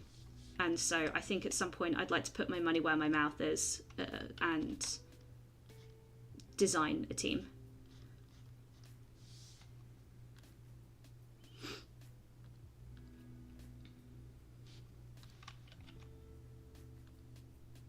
My Photoshop's really laggy. Maybe it needs a restart.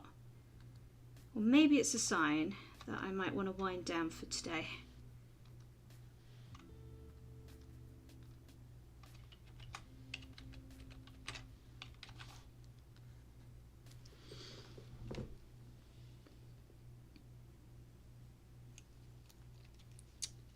Rico says, are there any videos on where to get started with digital art and Photoshop? Oh gosh, tons, untold amounts. I would say it really does come down to the style you want to emulate, but take everything anyone says with a grain of salt. I think practice, stuff like that. You need to use references, try and go realistic, because it's easier to go stylized if first you know what you're stylizing. But if there's any, I don't know, anime artists out there and stuff like that who are like, here's the one correct way you're meant to... No, that's not correct. There's no one correct way of doing something. So I'm not saying they won't have good tips in there, but I would tread lightly if someone claims to be an authority on something. That usually means that they have one way of doing it and they don't experiment a lot.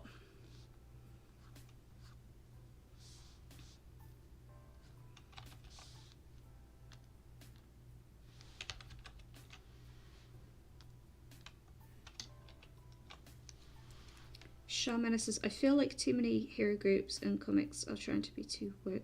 Well, this is the thing. I don't like it when people label anything as woke. Like, I've definitely met people who are like, oh, a gay person seems woke, or hey, a non-white person. That's so, you know, in that respect, I don't like when people fling it around too much. But I do think it was pandering. I do think they were trying way too hard, and they seem to forget that. I think the most authentic way to portray a group is to portray a person, because no one's a monolith, right? White, black, male, female, gay, straight, transsexual, pansexual, whatever it may be, non-binary. None of it, we're all individuals, right? And so you're never going to accurately portray everyone within a community, but what you can do is portray a person. And I think the most accurate thing you can do is say, hey, this is a fully actualized person with traits and all of that. In fact, part of the superhero team I'd really love to design includes me redoing some art from a while back. Let me see if I've got them knocking around here. I think I've got some unfinished Photoshop file hidden somewhere. Yeah, so this is from ages ago. This is an old one of mine. But basically it was like, hey, I'm going to redesign this non-binary superhero because I could do a better job. Obviously I could definitely do better art than this now, but this is Joe Deacon, I think I called them, also called the Dust Devil, and I think hopefully if I've done my designing correctly, you can tell everything about them just by looking at them. That's my sincere hope. Yeah, and they're obsessed with cowboy movies like Clint Eastwood, and they can't ride a horse because they come from the middle of a town or a city, and so they've never actually met a horse before, and they do lots of hat tipping. And I could definitely redesign this. This is from years ago, so you will have to excuse it, but I set out to design a person rather than trying to pander to someone to take their money. And I think that does come across in people's design.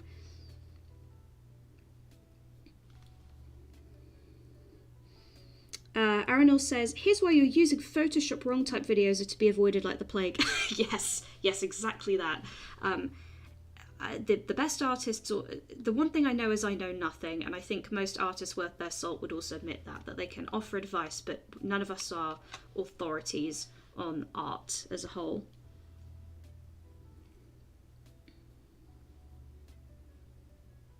You should probably head to bed. I know the hypocrisy is insane. No, I agree. I think probably I'm just going to finish up here.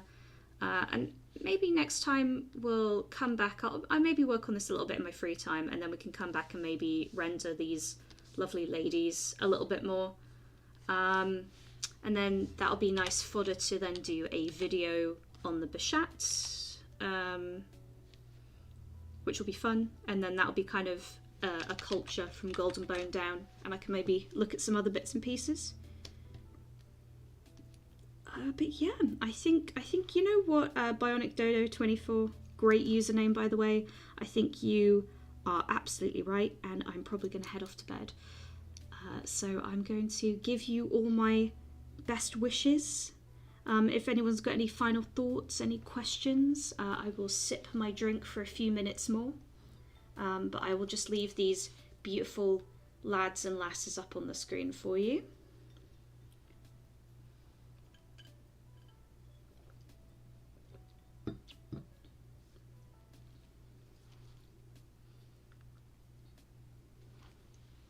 Hi and bye, says Dracon Beast 49. Good night everyone.